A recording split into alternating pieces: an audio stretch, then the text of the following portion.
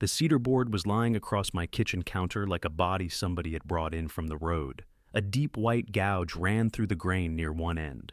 I had spent 3 winters saving that piece for the porch bench I'd promised Elaine, and now somebody had dragged a folding chair across it, because Marla needed room in my garage.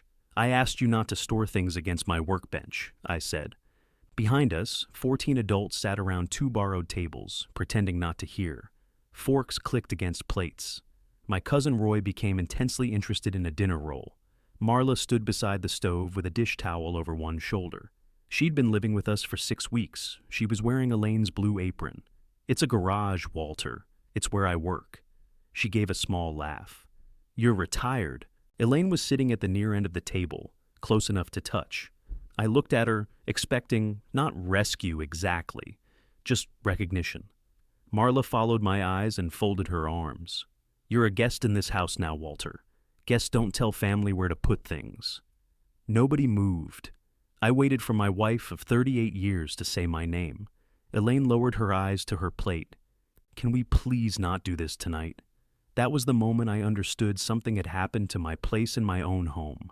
What I didn't understand was whether Marla had taken it from me or whether Elaine and I had left it empty a long time ago. 7 Sundays earlier, I woke at 4:42 in the morning because my body had not received the news that I was retired. I lay in bed listening to the furnace kick on. Elaine slept beside me with one hand under her cheek, breathing through her mouth just enough to make a soft whistle. She had denied that whistle for most of our marriage. Once on a trip to Nashville, I recorded it on my phone. She made me delete the recording, then refused to speak to me until Kentucky. My alarm clock was dark. I had unplugged it the night before as a ceremonial gesture. At 4:46, I plugged it back in so I could see the time. Elaine opened one eye. "You know retirement means you don't have to report for duty in our bedroom. I'm adjusting." "You've been adjusting for 4 minutes." "Going well so far." She rolled over, taking most of the blanket with her. I got up and made coffee. For 41 years, I maintained city buses.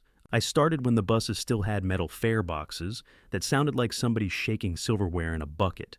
By the time I left, half the fleet could send a diagnostic alert before the driver knew anything was wrong.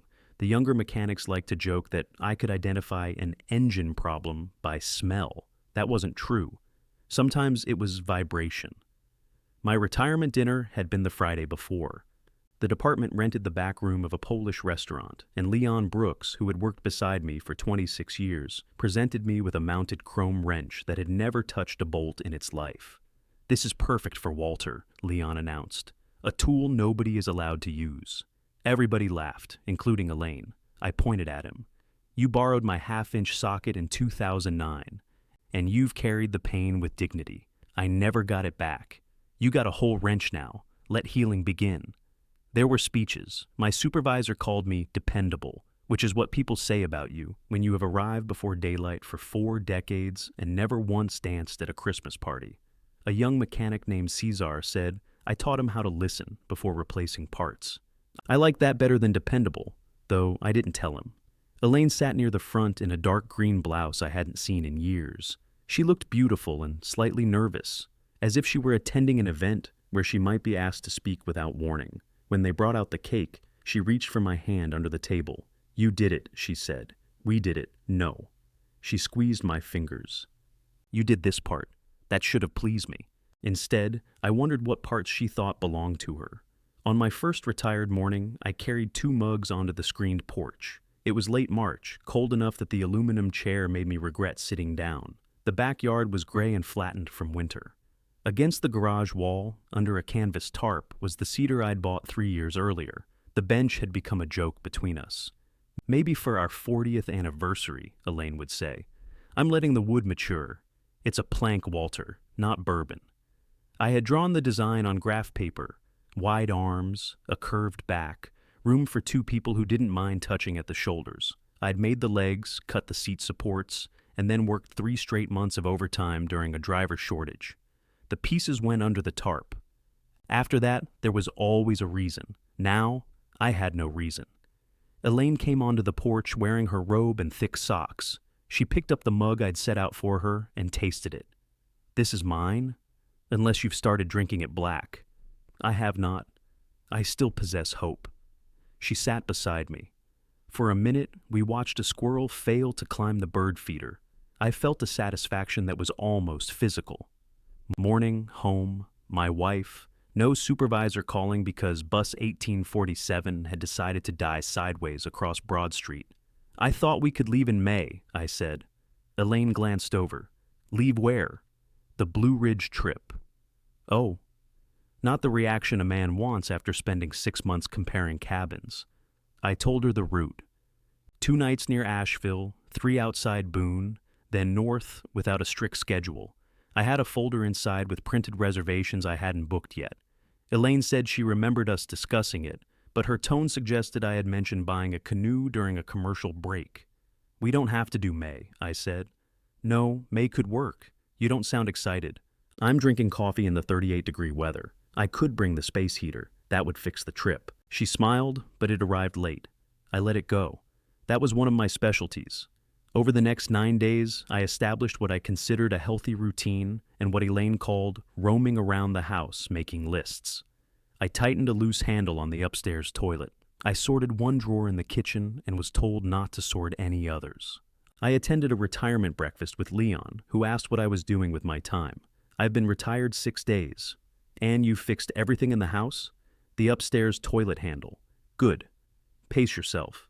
He had retired the previous fall and taken up watercolor painting, which surprised everybody who had ever seen him label his lunch in block capitals. He showed me a picture on his phone of a red barn beside a pond. You painted that? No, Walter. I robbed an art student. It's good. You sound upset. I'm adjusting. Leon invited me to a woodworking group that met Thursday mornings at a community center in Dublin. I said I had plenty of work in my own garage. What I meant was that I didn't know anybody there, and at 66, admitting you don't know how to enter a room can make you feel 6.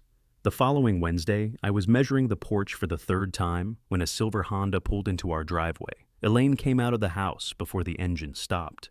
Marla climbed from the driver's seat wearing oversized sunglasses and a cream-colored coat that looked too elegant for unloading a car. Elaine opened her arms. Marla walked into them and seemed to collapse without bending. I set down my tape measure. There were suitcases in the back seat, more in the trunk. When I opened it, a small table lamp was wedged between 2 plastic storage bins. Are you starting a hotel? I asked. Marla removed her sunglasses. Her eyes were swollen, but her lipstick was exact. Dennis and I are taking some time apart. I knew they had been having trouble. Elaine had taken several calls in the laundry room recently, which was where she went when she wanted privacy, but also wanted me to know she wanted privacy. I'm sorry, I said. Don't be. I'm not dead. I can still be sorry. She considered that, then handed me the heaviest suitcase. Marla was 2 years older than Elaine and had spent most of her life behaving as if the difference were 12. She remembered instructions nobody else recalled giving her. She sent thank you notes for dinners and then called to suggest a better way to cook the potatoes.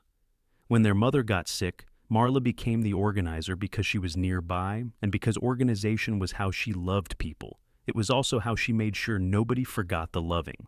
Inside, Elaine had already stripped the spare bed and started fresh sheets. She moved quickly, talking about towels and closet space, while Marla stood near the dresser staring at nothing. 2 weeks, Marla said. Maybe less. Just until I can think without Dennis breathing in the next room. You can stay as long as you need, Elaine said. I was kneeling beside the largest suitcase, trying to free one wheel from the rug fringe. I looked up. Elaine saw me. Within reason, obviously. Marla gave a dry laugh. Don't worry, Walter. You'll barely know I'm here. That evening, we ate chicken noodle soup at the kitchen table. Marla had showered and changed into gray sweatpants that made her look less like Elaine's commanding older sister, and more like an exhausted woman nearing 70 who had nowhere she wanted to sleep. Dennis had not cheated. Marla had not cheated. There had been no dramatic discovery. According to Marla, he had simply announced over breakfast that he could no longer live in a house where every spoon had a correct direction. I told him, spoons don't have directions, Marla said. They have places. Elaine covered a smile with her napkin. That's his problem, Marla said. He turns everything into a joke until you're the fool for caring. I thought of my alarm clock recording and kept eating. After dinner, Marla went upstairs early. Elaine and I cleaned the kitchen together. I washed, she dried, although we owned a dishwasher, and had never formed a convincing argument for why we weren't using it. "You could have mentioned she was coming," I said. "I found out this morning. You could have mentioned it this morning. She was already on the highway. That's usually when phones still work." Elaine placed a bowl in the cabinet with more force than necessary. "She's humiliated, Walt. I carried in a lamp. I figured something was going on. She didn't want questions. I didn't ask questions." "No, you made a hotel joke. It was a lot of luggage." Elaine leaned against the counter. Fatigue appeared on her face the moment she stopped moving. "It's 2 weeks," she said. "She stayed with Mom for 7 years. She handled the nurses, the prescriptions, all those nights in the hospital. I can give her 2 weeks." The words were about Marla, but some of them landed on me. I rinsed the soup pot. "I didn't say she couldn't stay. You didn't have to. That was unfair. And because it was unfair, I nearly defended myself. Then I remembered the winter Elaine's mother had started falling. Elaine had wanted to spend weekdays at her house. I had never forbidden it. I had only reminded her that I was working nights, that the furnace repairman was coming, that we had responsibilities here. I made each objection sound temporary and reasonable. Most selfishness does. "I'm just asking to be included," I said. Elaine's shoulders softened. "You're right, I should have called." That was as close as we came to discussing it. The next morning, I found Marla in the kitchen at 5:15, standing barefoot in front of the coffee machine. "I couldn't sleep," she said. She held up my canister. "Is this all you have? Coffee? This roast. It's the one I drink." Elaine hates dark roast. She drinks the other kind. Marla opened the cabinet, saw Elaine's bag on the upper shelf, and moved it down beside the machine. Then she picked up mine and placed it where Elaine's had been. "There," she said. "That makes more sense. It was coffee. A 3-foot relocation. Nothing worth discussing before sunrise." I reached past her, took my canister down, and put it back. Marla watched me do it. Then she smiled. Not an angry smile. Not yet. "You're going to have a hard time with retirement," she said. "I've had harder adjustments, I'm sure." She opened the refrigerator and frowned into it. "Do you have eggs?" "Second shelf. I see those. I mean fresh eggs. They were fresh when we bought them." She checked the date on the carton, then looked at me as if I had personally extended it with a pen. I filled the coffee machine and pressed the button. Marla took out 6 eggs, mushrooms, an onion, and a block of cheese. Elaine used to love my omelets. She still does, as far as I know. "I'll make you one." "Toast is fine. That isn't breakfast. It's been breakfast since Eisenhower." She smiled again, but this time there was some genuine amusement in it. "Sit down, Walter. You have nowhere to be." I don't think she meant it the way it sounded. That became a sentence I told myself a lot. By the time Elaine came downstairs, the kitchen smelled of butter and onions. Marla had set 3 places and folded the paper towels into triangles. Elaine stopped in the doorway. "You made the omelets," I remembered. Elaine sat down without getting coffee first, which was how I knew the omelets mattered. Marla slid one onto her plate, golden and folded neatly, with the cheese just starting to spill out. Elaine cut into it and closed her eyes. Oh, God. Still right? Exactly right. They looked at each other and laughed over something that didn't require words. My own omelet tasted good. I told Marla so. She said, "Of course it does." And for 10 minutes the 3 of us had a pleasant breakfast. That was the difficult thing about Marla. If she had been unpleasant all the time, you could have planted your feet against her, but she could turn a room warm when she wanted. She remembered that I liked hot sauce, but not the vinegary kind. She found a bottle in the refrigerator. I thought we had finished and set it beside my plate without asking. Then, while Elaine was describing a woman from her book club, Marla got up and threw away my toast. I was eating that. You hadn't touched it. I was eating the omelet first. It was cold. I like toast cold. No one likes toast cold, Walter. I retrieved it from the top of the trash, because there are times in a man's life when dignity takes an unexpected form. Elaine stared at me. "Please don't eat garbage toast." It was on a clean paper towel. Marla laughed so hard she had to hold the counter. A second later, Elaine was laughing too. I stood there with my rescued toast, trying not to join them. I failed. For the first few days, Marla's presence made Elaine lighter. They played music while they cooked, old Motown mostly, and argued about lyrics with the confidence of people who had been wrong together since adolescence. They went through a box of family photographs at the dining room table. From the den, I could hear Elaine saying, "I forgot about that," over and over. At night, they stayed up after I went to bed. Their voices came through the floor in low waves, sometimes followed by a burst of laughter. I would lie awake and tell myself I was hearing my wife get something back. On Thursday morning, Leon called while I was in the garage laying out the cedar pieces. "You coming?" he asked. "Coming where?" "The woodworking group. I told you I have my own project. You told me you had wood. People confuse those things. I'm starting the bench. You've been starting that bench since I had a left knee. Your left knee is still attached, decoratively." I looked at the curved back supports I'd cut 2 years earlier. One was slightly thicker than the other. Nobody would notice unless they built furniture or lived with me. "I'll come next week," I said. "You said that last week. I wasn't retired last week. You've already learned the schedule. After we hung up, I worked until noon. I planned the thicker support, checked the seat angle, and felt the day settle around me. It was the first time since retirement that I stopped noticing what hour it was. Then Marla opened the garage door from the kitchen. "There you are." I wasn't hiding. "You left sawdust on the washing machine." The washer and dryer sat along the interior wall. I had wiped them down, but a thin line of dust had gathered behind the detergent bottle. "I'll clean it. I already did." "All right." She looked past me at the lumber. "That's the famous bench?" "Famous?" Elaine's mentioned it. She has, usually around the phrase, "before we die." I ran a hand along the cedar. "I'm finishing it now." Marla stepped closer. "This piece is uneven, I know." She touched the thinner back support before I could stop her. "Don't move those," I said. She pulled her hand back. I wasn't moving anything. I have them laid out in order. I touched one board. "I'm asking you not to." She looked at me for a moment. Her face changed so slightly I might have imagined it. Then she nodded. "Your garage." The words were perfectly reasonable. Still, they stayed with me after she left. That afternoon, Elaine and Marla went grocery shopping. They returned with 12 bags and a potted basil plant.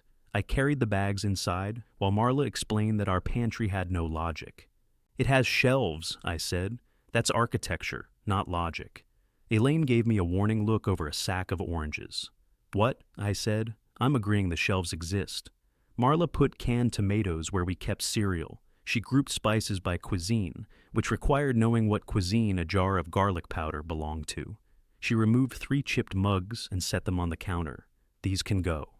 The yellow one had come from a motel near Lake Erie, where Elaine and I stayed during a storm in 1997. The handle had been glued twice. "No," I said. Marla picked it up. "It leaks, only if you fill it past the crack." Elaine touched my arm. "Keep the mug, Walt." Marla set it down. "I'm not fighting over a diseased cup. It's not diseased. I said I'm not fighting." She reorganized the rest of the pantry. That evening, I found my retirement cards gone from the mantel. The chrome wrench was still there, reflecting the room in a bent silver stripe, but the cards from Caesar, Leon, my supervisor, and half the maintenance shop had disappeared. I checked the side table, then the cabinet under the television. "Looking for something?" Elaine asked. "My cards." Marla put them in the desk drawer. "Why?" She dusted.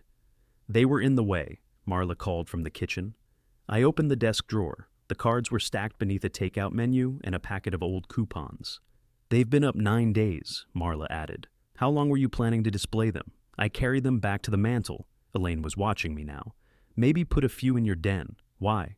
"So the mantel isn't so crowded. There were 8 cards. I counted them, which did not help my position." "They're temporary," I said. "Okay, I know they don't stay forever." Nobody said that. Marla entered with 3 glasses of iced tea. "I just thought the room looked cluttered. It's looked worse. I believe you." Elaine took one of the glasses. She handed another to me like a peace offering. "Leave the cards." Marla said nothing. She sat beside Elaine on the couch and tucked her feet underneath her. A detective show started. 10 minutes later, the sisters were arguing over which suspect was lying, and the cards remained where I'd put them. That should have felt like a victory. Instead, I went to the den. The den had started as a formal dining room when we bought the house. We ate one Thanksgiving meal in it, then admitted we weren't formal dining room people. I built shelves along one wall. Elaine put her desk near the window. My recliner faced the television, and beside it stood a narrow table with a reading lamp and a permanent stack of books I intended to finish. Marla's sewing machine was on the floor behind my chair. It was covered by a flowered cloth and weighed enough to anchor a boat.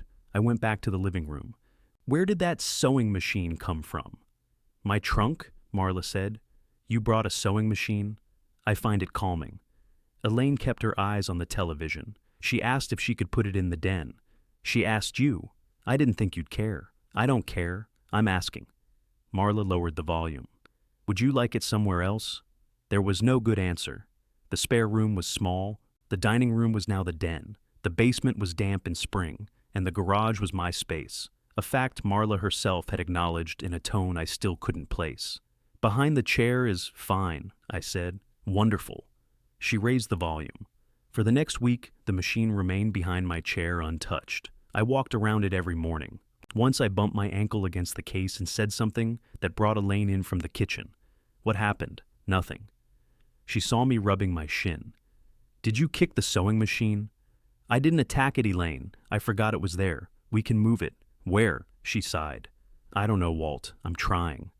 I wanted to ask what she was trying to do. Keep Marla comfortable? Keep me quiet? Keep herself from having to choose between two people who both insisted they weren't asking her to choose? Instead, I said, "It's fine." On the 13th day, I found Elaine sitting alone on the porch before dinner. It had warmed enough for her to go without a coat. She held her phone, but wasn't looking at it. I sat beside her. "Everything okay?" She nodded toward the yard. I was thinking the bench could go there, under the maple. I thought the porch would be nice too. Her eyes were red. "Did something happen with Dennis?" He called Marla. "And he wants to meet. She thinks he's going to ask her to come home. Does she want to?" Elaine looked through the screen. "I don't know if she knows." Marla had told us very little about Dennis beyond the spoon argument and a few remarks about his emotional range. I had known him for 35 years. He was quiet, careful with money, and could spend an entire cookout adjusting the vents on a charcoal grill. I liked him, which suddenly felt disloyal. "Maybe meeting is good," I said. "Maybe." Elaine turned toward me. She might need a little longer here. There it was. Not a surprise exactly. More like a bus you can see coming, but still hope will turn. How much longer? A week? 2? I don't know. We said 2 weeks. She said 2 weeks. I said as long as she needed. Then you said within reason. I was trying not to upset you in the driveway. I leaned back against the chair. "That's comforting." "Don't do that." "Do what?" "Make everything sound calm when you're angry." "I am calm." "No, you're quiet. There's a difference." That annoyed me because it was the kind of distinction I usually made. The screen door opened. Marla stepped onto the porch carrying the yellow mug from Lake Erie. "I fixed it," she said. A bead of fresh glue shone along the crack. She had wrapped a blue rubber band around the cup to hold it closed. I took it from her. "You didn't have to do that. I know." Marla looked at Elaine, then at me. Without makeup, she seemed suddenly older than either of us. "Dennis doesn't want me back," she said. "He wants me to collect the rest of my things." Elaine stood and put an arm around her. I held the leaking mug between both hands. "A couple more weeks," I said. Marla rested her head against her sister's shoulder. Her relief was visible, raw enough to make me ashamed of every objection I had prepared. "Thank you, Walter." That night, after they went upstairs, I walked into the den and found the sewing machine uncovered. Beside it, neatly folded on my reading chair, was a length of fabric patterned with small green leaves. My lamp had been moved to Elaine's desk. My books were stacked on the floor. I picked them up one at a time. Then I moved them to the shelf, because for a couple more weeks, I could read somewhere else. The next morning, the sewing machine woke me before sunrise. It made a low mechanical growl, followed by 3 quick punches and a pause, then another growl. I opened my eyes and watched the ceiling. Beside me, Elaine was asleep. The machine started again. I went downstairs in my robe. Marla sat in the den with her back to me, feeding the green fabric beneath the needle. My reading lamp had been angled over the machine. She wore headphones and moved with surprising speed, one hand flattening the cloth while the other guided it through. I turned on the overhead light. She jumped and pulled off the headphones. "You scared me. It's 6:20. I couldn't sleep. Neither can the rest of us." She glanced toward the stairs. "Did I wake Elaine?" "Not yet. I'll stop." She switched off the machine. The abrupt quiet made me feel unreasonable. "What are you making?" I asked. "Curtains." "For what?" "The spare room. The blinds make it feel like a dentist's office." The spare room had white blinds. Elaine and I chose 11 years earlier. Until that moment, they had never struck me as medical. "Elaine said curtains would be nice," Marla added. "Did she?" Would you like me to wake her and confirm it? No. Marla took the green fabric from the machine and folded it over her lap. You don't have to look at me like I'm cutting up the flag. I'm looking at you like you're sewing before daylight. I said I'd stop. She was right. She had stopped. I had gotten what I wanted and still stood there, which meant the argument had moved to a place neither of us wanted to name. I picked up my lamp. Marla's eyebrows rose. I needed that. So do I. You aren't reading, not in here. You moved your books. Because they were on the floor. I put them on the chair, my chair. The words came out more sharply than I intended. Marla studied me, then lifted the sewing machine's built-in light. A small bulb glowed over the needle. There, she said. Crisis resolved. I carried the lamp into the kitchen. At breakfast, Elaine admired the curtain fabric. It'll warm up the room, she said. It's already warm, I said. The vent works. Neither of them laughed. Later that morning, I brought the lamp back to the den and put it beside my chair. It was a ridiculous thing to have carried away in the first place. Marla's machine had its own light. My chair had no books beside it. The room looked like two people had conducted a quiet burglary, and then regretted different parts of it. I went to the garage and found the cedar exactly where I had left it. That helped. I was sanding one of the seat supports when Elaine appeared in the doorway. Are you busy? I'm holding a power sander. That doesn't answer the question. I turned it off. She crossed her arms, not angrily, more like she was holding herself together. You hurt her feelings. With the lamp? With the way you're acting. How am I acting? Like she's doing all this at you.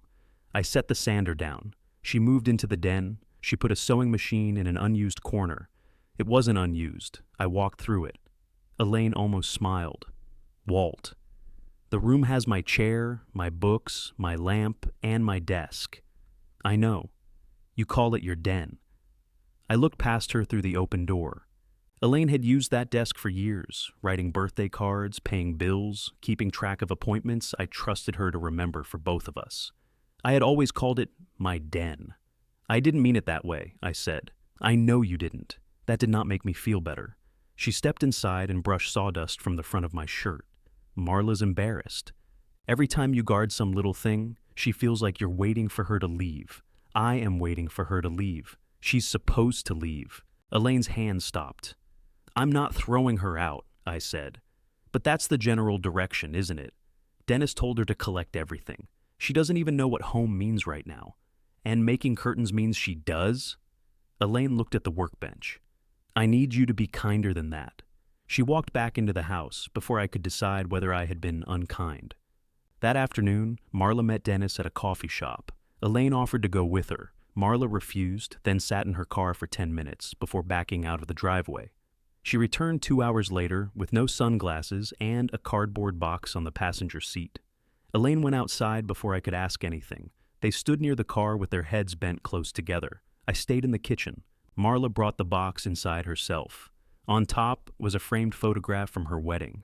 Dennis had been thin then, with dark sideburns and an expression suggesting the photographer had made a mathematical error. Marla looked almost exactly like Elaine from a distance. She saw me looking. He kept the good towels, she said. I'm sorry. You said that already. Still am. She carried the box upstairs. Elaine came in behind her. He wants to sell the house. That's between them. I know. He gave her a wedding picture. She asked for it. I nodded. Elaine opened the refrigerator, stared inside, and closed it without taking anything. He told her he feels peaceful when she's not there. That was cruel. He said it like he was giving a weather report. I had heard Dennis speak. That sounded possible. What did Marla say? She told him peace isn't the same thing as happiness. That also sounds possible. Elaine gave me a tired look. Can you not evaluate them like engine noises? I'm not. You are. I wanted to say I had known them a long time. I wanted to say Marla's version of a conversation often placed every sentence in the most damaging light available. Instead, I put water in the kettle. Tea? I asked. Elaine said yes. An hour later, Marla came down wearing lipstick and asked if she could borrow my truck. What for? The rest of my clothes. All of them? I'm not planning to drive naked. You have 6 suitcases. Most of that is summer. It was early April. Elaine stood behind her, signaling something with her eyes. I didn't know if she wanted me to agree or stop counting Marla's possessions. When do you need it? Tomorrow. I'm using it tomorrow. For what? The woodworking group. Both women looked surprised. I thought you said you didn't want to go, Elaine said. I changed my mind. Marla picked up her car keys from the bowl. I'll use my car. You can take the truck after lunch. No, it's fine. I said you can take it. And I said it's fine. Elaine closed her eyes. Wonderful. We've defeated transportation. The woodworking group met in a converted classroom that smelled like coffee, pine, and the medical tape 3 men had wrapped around various fingers. Leon stood near a lathe wearing a canvas apron with Brooks stitched across the front. You came, he said. I said I would. You've said a lot of things. I've seen the bench. He introduced me to 8 people, including a retired dental hygienist named Ruth, who built intricate wooden boxes, and a former accountant named Jean, whose cutting boards all leaned slightly left. Nobody asked why I was there or whether I had a plan for retirement. They asked what I was making. When I explained the porch bench, Ruth wanted to know how I intended to join the curve back. Dowels, I said. She shook her head. Loose tenons. I've already cut for dowels. Then you've already made your first mistake. Leon grinned. She likes you. For 2 hours we argued about joinery. It was the best morning I'd had since my last day at work. When I got home, the truck was gone. Elaine was in the den sorting photographs with Marla's sewing machine pushed against my chair. She needed to go before lunch, she said. She could have called. She asked me. It's my truck. Our truck. Then why didn't either of you tell me? Elaine put down a photograph. You weren't using it. That's not the point. What is the point, Walt? I didn't have an answer that didn't involve the coffee, the toast, the cards, the lamp, the chair, and every other object too small to carry the weight I had put on it. The point is asking, I said. I'm sorry, I should have texted. Marla returned near 6 with the truck bed covered by a blue tarp. The fuel gauge was nearly on empty. I didn't have your card, she said. Gas stations take other forms of payment. I forgot to stop. Elaine came outside. We'll fill it tomorrow. Under the tarp were 4 plastic bins, 2 garment bags, a standing mirror, another lamp, and a rolled rug. This is the rest? I asked. Most of it. Marla climbed into the bed and began passing things down. Her face was pale. A tremor ran through her left hand when she lifted the first bin. I took it from her. You all right? Perfect. The bin was labeled Marla, Winter in Dennis's handwriting. She saw me read it. He packed my sweaters, she said. 35 years, and apparently that's what I'm worth. Efficient labeling. I carried the bin upstairs. We made 6 trips. On the last one, Marla sat on the spare bed beside the wedding photograph, while Elaine hung clothes in the closet. I set the second lamp on the dresser. You don't need to keep carrying things, Marla said. That was the last one. No. I mean in general. I looked at her. Her eyes filled, but she blinked the tears back with an anger that seemed directed at her own face. I know you want me gone. I want you to know what you're doing next. So do I. Elaine stopped moving hangers. Marla touched the edge of the cardboard box. I spent my whole marriage making a home Dennis couldn't wait to feel peaceful without. Nobody had a useful answer. I went downstairs and filled the truck myself. The Blue Ridge folder was on the kitchen counter where I had left it that morning. A cabin outside Boone had emailed to say our dates were still available. I opened the folder and looked at the route. When Elaine came down, she saw it. Oh, she said. I was thinking we should reserve soon. She stood across from me, one hand resting on the back of a chair. May might be difficult. We said May could work. That was before. Before what? Her gaze moved toward the ceiling. I closed the folder. We're not taking her with us. I wasn't suggesting that. Then what are you suggesting? I can't leave her alone here for 10 days. She's 68. That isn't what I mean. I know. Elaine pulled out the chair and sat. Can we postpone it? To when? I don't know. Summer. The mountains are hot in summer, then fall. I looked at the folder under my hands. I had printed restaurant menus, trail maps, photographs of cabins with rocking chairs on the porches. I had mistaken preparation for a shared decision. Did you ever want to go? I asked. Elaine looked wounded. Of course I did. That's not the same as wanting to. You planned all of it without asking me. I asked you. You told me the route. I started to argue, then remembered the porch. I had described 2 nights near Asheville, 3 outside Boone, north, without a schedule. I had called that asking. Upstairs, the sewing machine began again, the needle punching steadily through the green fabric. Elaine reached for the folder. I held it a second longer than necessary, then let go. She closed it carefully. "We'll go. Just not now." A few days later, the new curtains appeared in the spare room. They were well made. When the afternoon sun came through them, green leaves trembled across the wall. Marla stood in the doorway beside Elaine, admiring her work. "It finally feels like someone lives here," she said. Elaine reached out and touched the fabric. "Mom had curtains like these in the breakfast room." "They were uglier," Marla said. "They were orange." "Exactly." I stood in the hallway behind them. The green light on the wall was pretty. I could admit that without wanting it there. "Looks nice," I said.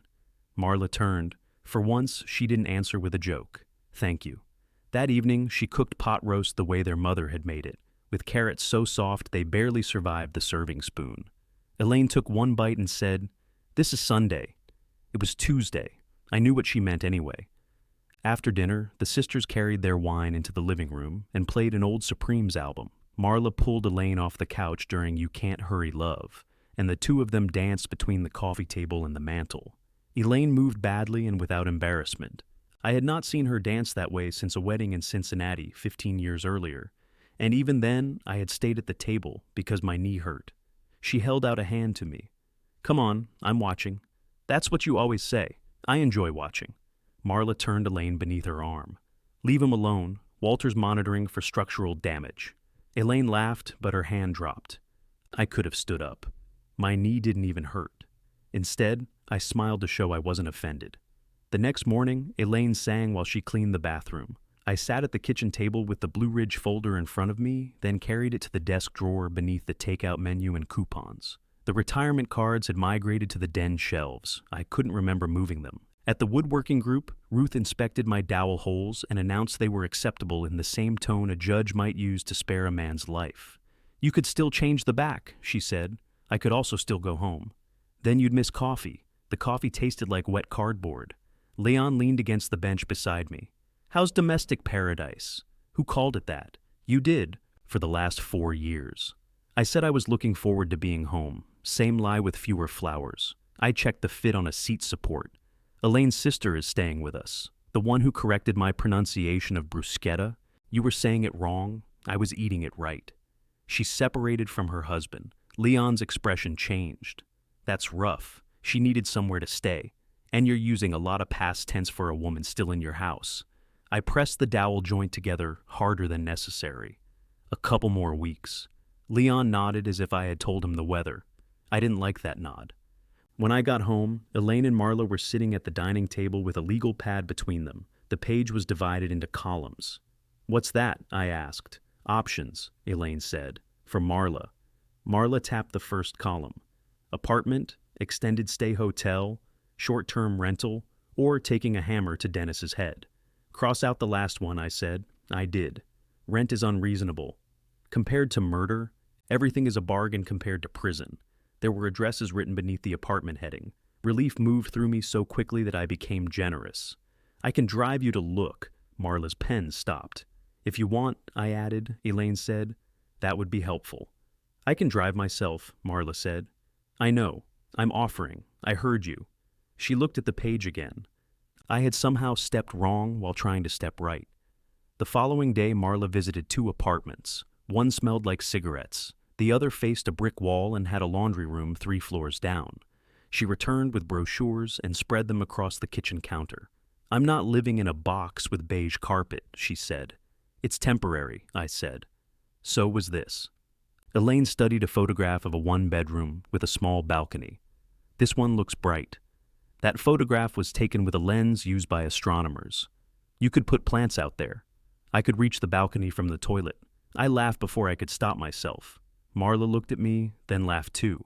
Finally, somebody understands architecture. For 10 minutes, we discussed terrible apartments like allies. Marla described a property manager whose necktie ended 3 inches above his belt. I said maybe the rest was included after signing. Elaine laughed hard enough to wipe her eyes. Then Marla gathered the brochures and put them in the recycling bin. Elaine took them out after she went upstairs. A pattern settled over the house. Every few days, Marla did something that made her stay feel temporary. She called about a rental, drove past a furnished duplex, asked Elaine if a lamp would fit in a smaller room. Then something went wrong. The rent was too high, the street too loud, the landlord too interested in her credit history. Each failure bought another stretch of time nobody named. Meanwhile, her belongings stopped looking like luggage. The suitcases disappeared beneath the spare bed. Her blue coat hung beside Elaine's in the front closet. Her tea took over half a kitchen shelf. The sewing machine remained in the den, but now a basket of fabric sat where my books had been. I began reading on the porch, even when it was too cold. Elaine brought me a blanket one afternoon. "You're making a point," she said. "I'm reading. You can read inside. Marla's working. She wouldn't mind. I would." Elaine draped the blanket across my knees. "You make your discomfort everybody else's responsibility by refusing to admit you're uncomfortable." That sentence sounds rehearsed. Maybe I've had time. While I was freezing? While you were demonstrating? I closed the book. "Do you want her here?" The question seemed to surprise her. "She needs me? That isn't what I asked?" Elaine sat in the other porch chair. The maple tree had started putting out red buds. "I like having her here," she said. There was no accusation in it. That made it hurt more. "I like waking up and knowing she's downstairs. I like remembering things with somebody who remembers them too. I like cooking food you don't like without hearing about the smell." "What food?" "Cabbage. I don't complain about cabbage. You open windows. The smell has to go somewhere." She smiled, but only briefly. "You went to work before I woke up for most of our marriage. You came home tired. We ate, watched television, went to bed. I didn't realize how quiet the house had gotten until she came. I was here. You were exhausted. I was working. I know." The gentleness of that answer left me with nowhere to put my defense. "Why didn't you tell me?" I asked. "I thought you knew." I almost said she should have been clearer. Then I remembered every time she had held out a hand while music played, and I had answered by watching. Through the kitchen window, I saw Marla lift the recycling bin. She removed the apartment brochures Elaine had rescued, looked at them for a moment, and put them back. "She is looking," Elaine said. "I know. Don't make me feel guilty for enjoying my sister. I'm not trying to. You don't have to try, Walt." The following Sunday, Marla invited Elaine's cousin Gloria and her husband for dinner. She asked first, though she asked Elaine while I was in the room rather than asking both of us. I said it was fine. Dinner was good. Gloria brought lemon pie. Her husband, Frank, admired the chrome wrench on the mantel and asked whether it worked. "Not if Leon gave it to me," I said. Afterward, everybody stayed late. Elaine looked happier than she had in months. I washed dishes while she and Marla argued with Gloria about which aunt had once put bourbon in the church punch. Their stories grew less accurate and more entertaining with every glass of wine. The next Sunday, 2 more cousins came. Then an old family friend named Patrice, who kissed Marla on both cheeks and told Elaine she had not aged since 2004. Nobody challenged that because Patrice had brought baked macaroni. Our kitchen became the center of something. I enjoyed parts of it. Frank told terrible jokes in a solemn voice. Gloria remembered my retirement and brought me a card with a cartoon fisherman on it, even though I did not fish. Patrice insisted the porch bench should face west and became offended when I asked why. "So, you can watch the sunset. The garage blocks the sunset. Move the garage." Marla was a gifted host. She knew when to warm plates and when to let an argument run. She put quiet people beside talkers and gave everyone a task small enough to make them feel useful. What she did not do was ask whether the next dinner was happening. By Thursday, she would tell us who was coming. Sunday. 14, I said when she announced the largest one. 14 including us. "We don't have seats for 14. I'll borrow folding chairs from Patrice. Our table seats 6. We'll put another one beside it." "Where?" "The dining room. It's a den." "It was a dining room first," Marla said. Elaine was chopping celery. "We can make it work." I looked at her. "Do you want 14 people here?" She set down the knife. "Yes." That answer was getting easier for her. "All right," I said. "But don't stack anything against my workbench. I'm gluing the back of the bench this weekend." Marla opened the refrigerator. "Nobody is touching your workbench." On Sunday, I went to the woodworking group's open shop because Gene needed help fixing the lean in his cutting boards. I came home at 3 to find cars along both sides of the street. Patrice's folding chairs were stacked in the garage. Metal legs rested against my workbench. The cedar pieces had been moved beneath it, except for one curved board lying face down beside the washing machine. I picked it up. A white gouge crossed the grain near the end. From inside came laughter, music, and the clatter of serving dishes. I carried the board into the kitchen. Marla was wearing Elaine's blue apron. There you are. We need ice. I asked you not to put anything against the bench. She glanced at the board. What happened to that? One of the chairs happened. Then sand it. I already sanded it. 14 adults sat around 2 borrowed tables behind us. Forks slowed. Conversations broke into smaller, quieter pieces. I asked you one thing, I said. Marla pulled the dish towel from her shoulder. And I'm feeding your family? My family? Elaine's family. Your family. Must everything be separated into little territories? I want my things left where I put them. It's a garage, Walter. It's where I work. She looked at the cedar, then at me. You're retired. I felt the room waiting. Elaine sat at the near end of the table. She could have ended it with one sentence. Marla followed my eyes. You're a guest in this house now, Walter. Guests don't tell family where to put things. My wife lowered her gaze to her plate. Can we please not do this tonight? She said. I set the damaged board on the counter. Then I picked up the empty ice bucket, because apparently that was still my job. I drove to the gas station 3 blocks away and bought 2 bags of ice. The young man behind the counter asked if I was having a party. Apparently. 1 bag split when I lifted it from the freezer. Ice spilled across the sidewalk and skittered beneath a parked car. I stood there holding the torn plastic while cubes melted around my shoes. The clerk came outside with a broom. Rough day? It's early. He helped me transfer what remained into another bag. I thanked him and drove home slowly, as if 10 pounds of frozen water required special handling. Inside, the conversation stopped for a second time. Roy stood and took 1 bag from me. Let me help. I've got it. I know. Let me help anyway. We filled the bucket together. He didn't ask about the board or tell me Marla hadn't meant what she said. Roy had worked in payroll for an insurance company and possessed the rare ability to leave a silence uncorrected. Where do you want this? He asked. Put it by the tea. Marla had returned to the stove. She lifted a platter of sliced ham and spoke louder than necessary. Food's getting cold. Everybody sit. I took my usual chair, which had been moved to the far end of the second table. Patrice was sitting where I normally sat, beside Elaine. She started to rise. No, I said. Stay there. I can move. You're already eating. Patrice picked up her plate anyway. I didn't realize. It doesn't matter. But of course it did. The more I said it didn't, the more the entire room understood that it did. Elaine looked toward the empty chair beside her. Walt. I sat at the far end. Dinner continued in strained bursts. Frank told a story about locking himself out of his car, and everybody laughed too hard. Gloria asked me about the bench. Roy kicked her lightly beneath the table. She looked at him, then at me. I mean, when it's finished, she said, it'll be finished. Marla passed the potatoes without looking in my direction. I ate half my dinner. The ham was good. That irritated me. After dessert, people left faster than they usually did. Gloria hugged Elaine, then surprised me by hugging me too. Frank shook my hand with both of his and said, Good seeing you, Walter, in a tone people use outside hospital rooms.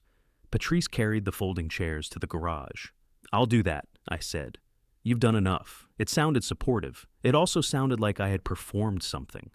Roy lingered near the front door while his wife put on her coat.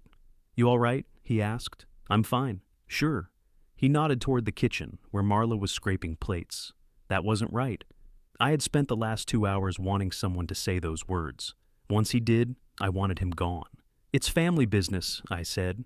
Roy's mouth tightened. Then family should know better. After they left, the house looked as if a restaurant had been abandoned during service. Plates covered every flat surface. A wine glass sat on the floor beneath the piano bench, though we did not own a piano.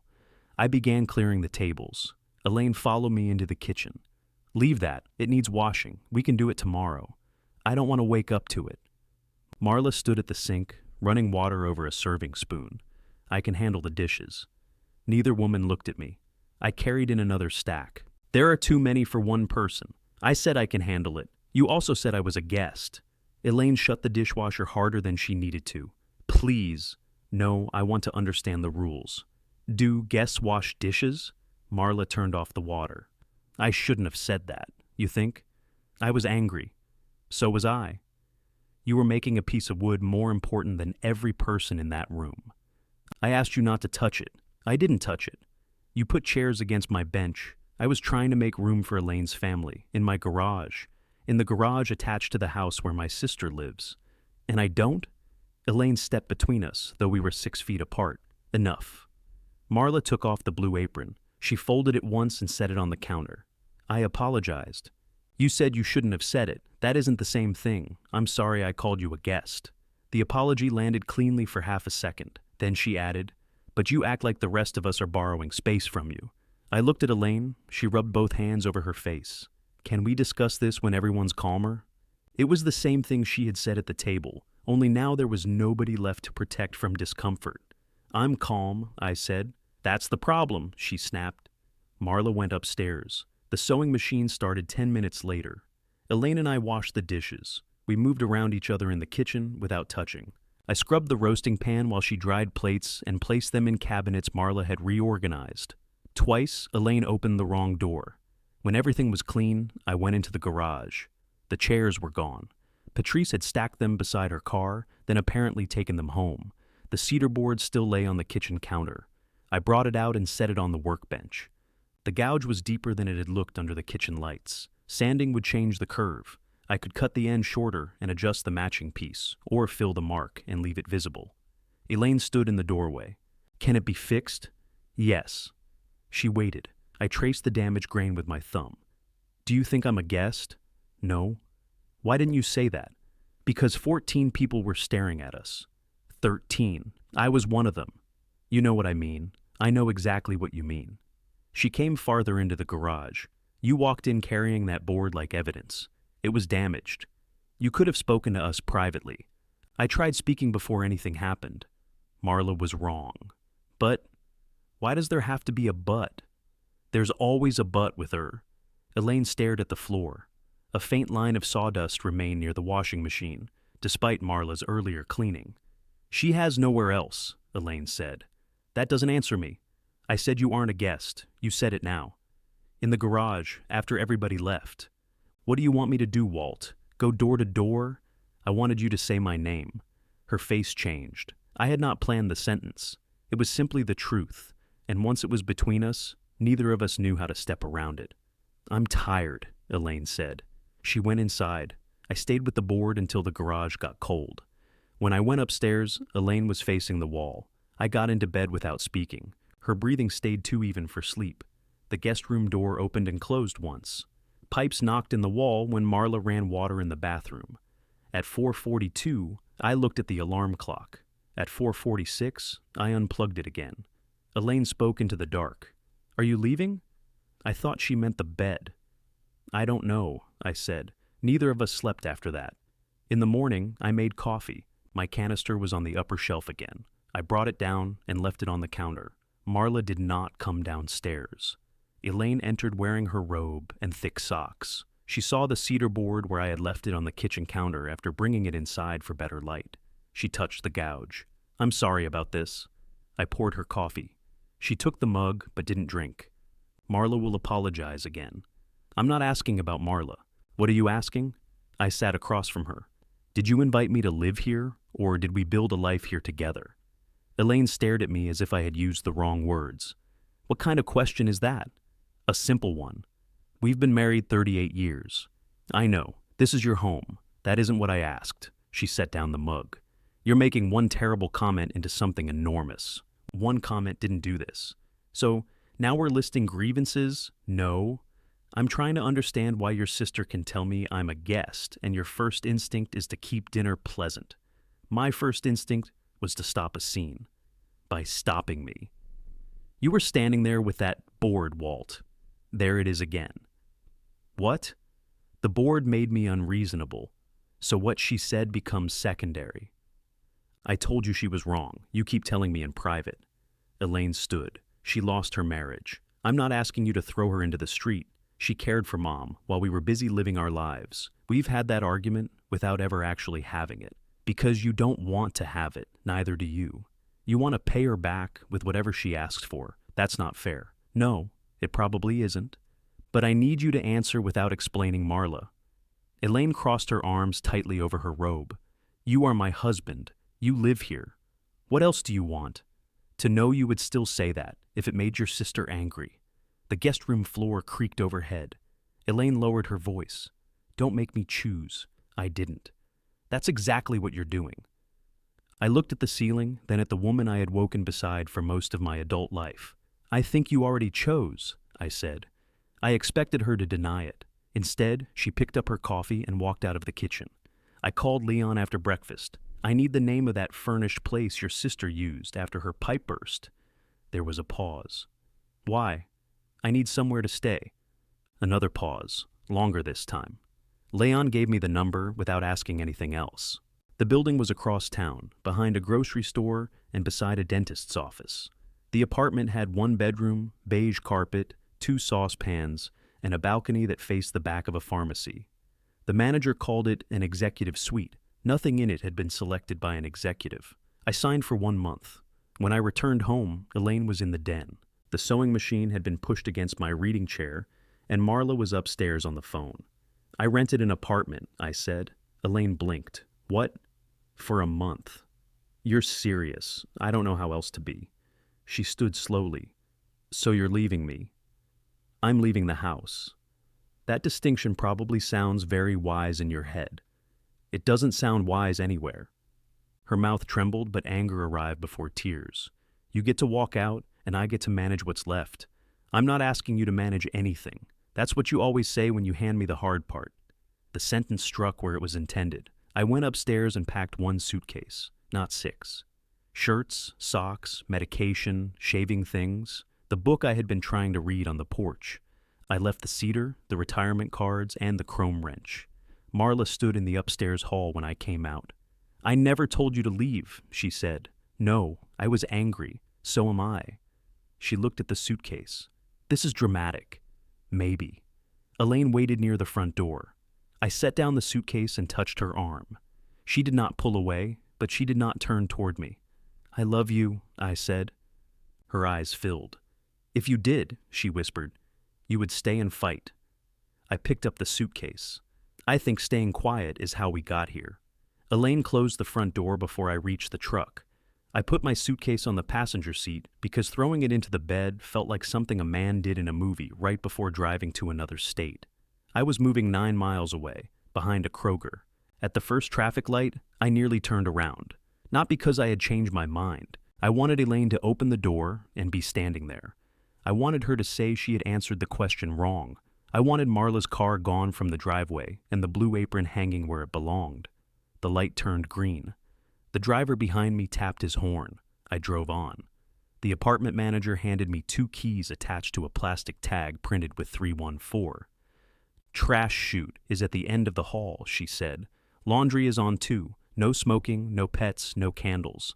I don't have any of those. No incense. I'm not planning to discover incense. She looked at me over her glasses. They all say that. Apartment 314 smelled faintly of lemon cleaner and somebody else's toast. The furniture had been designed to offend no one and please no one. A brown couch faced a television bolted to the wall. There was one framed picture above the couch, an aerial photograph of a beach with no people on it. I unpacked my clothes into a dresser with drawers that resisted opening. My shaving kit went in the bathroom. I put my book on the table beside the bed and plugged in my phone. There was a message from Elaine. Did you get there? I typed, yes. 3 dots appeared, disappeared, then appeared again. Is it okay? I looked around. It's clean. The 3 dots did not come back. I went downstairs and bought groceries. Eggs, bread, coffee, sliced turkey, mustard, oranges. At home, Elaine did most of the grocery shopping. I made lists for repair supplies and assumed food appeared through a separate municipal system. The apartment kitchen contained a skillet the size of a hubcap, and one knife too dull to threaten butter. I cooked eggs with a plastic spatula that softened at the edge. They stuck to the skillet, tore when I flipped them, and arrived on the plate in sections. I ate at the small table beside the balcony door. Somewhere above me, a chair scraped across the floor. The sound made me think of cedar. I did not call. That night, I slept diagonally across the bed and woke every hour. At 4:42, I reached toward the nightstand for an alarm clock that was still plugged in at the house. My hand struck the lamp. The room remained dark. I made coffee and carried it onto the balcony. The pharmacy's delivery truck backed toward a loading door, beeping every 2 seconds. Beyond the roof, the sky turned from black to dull blue. I had imagined leaving would make something clear. It mostly made things quiet. At 9, Leon knocked on the door holding a paper bag. I brought breakfast. I've eaten. He looked past me at the skillet soaking in the sink. You attempted breakfast. Inside the bag were 2 biscuits with sausage gravy from a diner near his house. He set them on the counter and inspected the apartment. Executive, he said. That's what they call it. Do you get an assistant? She's downstairs forbidding incense. We ate the biscuits at the table. Leon didn't ask what happened until half the gravy was gone. Then he said, "Did you do something stupid?" "Probably." "Good. I hate one-sided stories." I told him about the dinner. I expected the words to sound smaller outside the house. A damaged board, an insult, a wife trying to avoid a scene. Instead, saying them aloud made the silence after Marla's comment return with embarrassing precision. Leon wiped gravy from his thumb. Elaine really said nothing. She asked us not to do it that night. Was Marla wrong? Yes, that wasn't the question. I looked at him. He leaned back. You and Elaine built the house together. Was Marla wrong about you being a guest in the family? Whose side are you on? I drove 25 minutes with gravy. Mine. I pushed my plate away. Leon continued. You know every man at the shop, their wives' names, what transmission they hate, who can work weekends. How many of Elaine's cousins were at that dinner? I know them. How many? Roy, Gloria, Frank. Patrice isn't a cousin. That's 4. There were 14 people, including us. And you knew 4. I've met the others. Fine. You knew 4 and had met the rest. That doesn't make me a guest in my own home. No? It makes what she said meaner because there was enough truth in it to draw blood. I stood and carried both plates to the sink. You came here to cheer me up? I came here because you don't know how to ask somebody to come. I didn't ask you. Exactly. He left the second biscuit in the refrigerator. At the woodworking group, Ruth handed me a block of walnut and told me to make a box. I'm making a bench. Not without wood. The wood is at home. She watched me select a chisel. Then you're making a box. I made the base too thin and the lid too tight. Gene admired it, which was alarming given his relationship with straight lines. Ruth took it from him. It's salvageable, she said. You say that about everything. No. Sometimes I say firewood. For 3 hours, nobody asked why I was living in an apartment. Leon had apparently told them only that I was between workspaces. Ruth argued with me about corner joints. Jean made coffee. A retired nurse named Malcolm showed me how to sharpen the apartment knife if I brought it next week. When I returned to 314, there were 2 messages from Elaine. The first asked where we kept the extra filters for the furnace. The second said, "Never mind, I found them. I called anyway." She answered on the 4th ring. "Hello, the filters are on the basement shelf." I found them. I saw. Silence. "How's the house?" I asked. "The house is standing. I meant you. I know what you meant." Behind her, I heard cabinet doors opening and closing. "Is Marla there?" She went to the grocery store. "All right. Do you need something?" "No." "Then why did you call?" I looked at the walnut box on the table. "Because you're my wife," she breathed out slowly.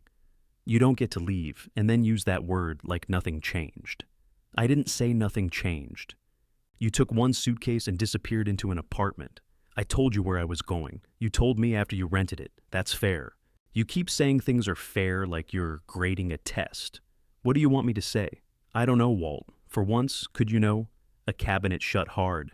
Then Marla's voice came faintly through the phone. "Do you want the decaf on this shelf?" Elaine said to her. "Anywhere is fine." I almost laughed. Anywhere had never been fine since Marla arrived. "I'll let you go," I said. "Of course." The call ended. I carried the walnut box to the kitchen counter, then moved it back to the table. There was no reason to choose either place. Nothing in the apartment knew where it belonged. The days began filling despite me. On Monday, Leon took me to a diner where the waitress called every man over 60 trouble and never refilled his coffee fast enough. Tuesday, I repaired a loose hinge on the apartment's bathroom door because the maintenance request seemed more difficult than the repair. Wednesday, I returned to the community center to help Jean recut a stack of maple strips. Thursday morning, I realized I had gone nearly 2 hours without thinking about Elaine. The realization felt like betrayal. I called her that afternoon. She didn't answer. She called back at dinner, and I let it ring twice so I would not appear to have been waiting. "You called?" she said. "I wanted to hear your voice." The honesty startled both of us. Her tone softened. "Oh, how are you?" "Tired. Did you sleep?" "Not much." We stayed quiet. It was different from the silence in the kitchen. This one had distance inside it. "Marla says you left because she called you a guest," Elaine said. "That's not why. She thinks you're punishing her. I'm not. She says this is what Dennis did. He withdrew until she became the only person fighting. I'm not Dennis. I know. Do you? That's an unfair question. I'm not trying to punish either of you. Then come home." I held the phone tighter. "Has anything changed?" Marla apologized. "Has anything changed between you and me? I'm calling, aren't I? Because I called first." She went quiet again. "I can't come back just so everyone can pretend the dinner was one bad night," I said. "If I do that, the whole argument becomes whether I should tolerate Marla better. You want her gone. I want us to decide together who lives in our house. And if I want her to stay, then say that. Don't call it 2 weeks or a couple more weeks. Tell me you want to live with your sister. I can want her safe without wanting to replace you. I know. Do you?" The question returned to me with my own sharp edge. "I'm trying," I said. Elaine was quiet for so long, I checked whether the call had dropped. Finally, she said, "I don't want to talk like this on the phone. Come here, to your executive suite. It has a beach picture. What? Above the couch. Very exclusive." A sound escaped her, half laugh, half sob. "I'll bring your mail tomorrow," she said. I cleaned the apartment before she arrived. There was almost nothing to clean, but I wiped the kitchen counter twice, straightened the couch cushion, and moved my bad walnut box to the bedroom. Then I moved it back because hiding it seemed desperate. Elaine knocked instead of using the second key I had not given her. She entered carrying a grocery bag full of envelopes and my blue windbreaker. "You forgot this." "Thank you." She looked around. Her eyes stopped at the beach picture.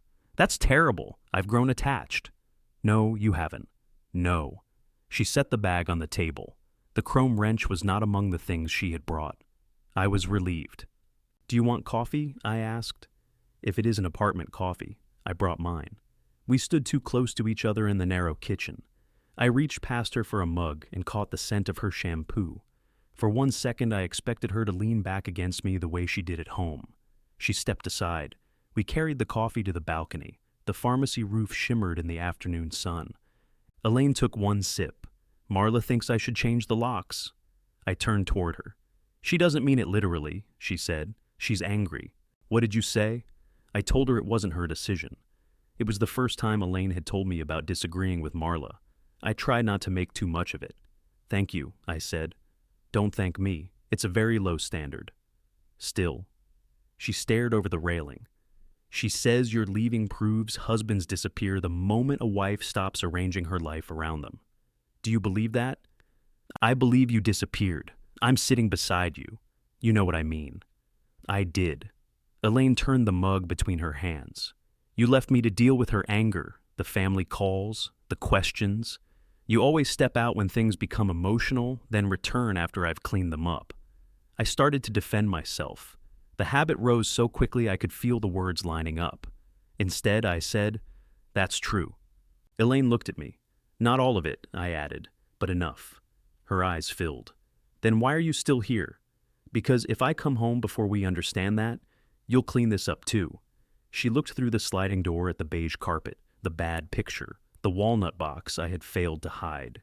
"And what are you doing?" she asked. I had no good answer. "Learning how much I expected you to do," I said.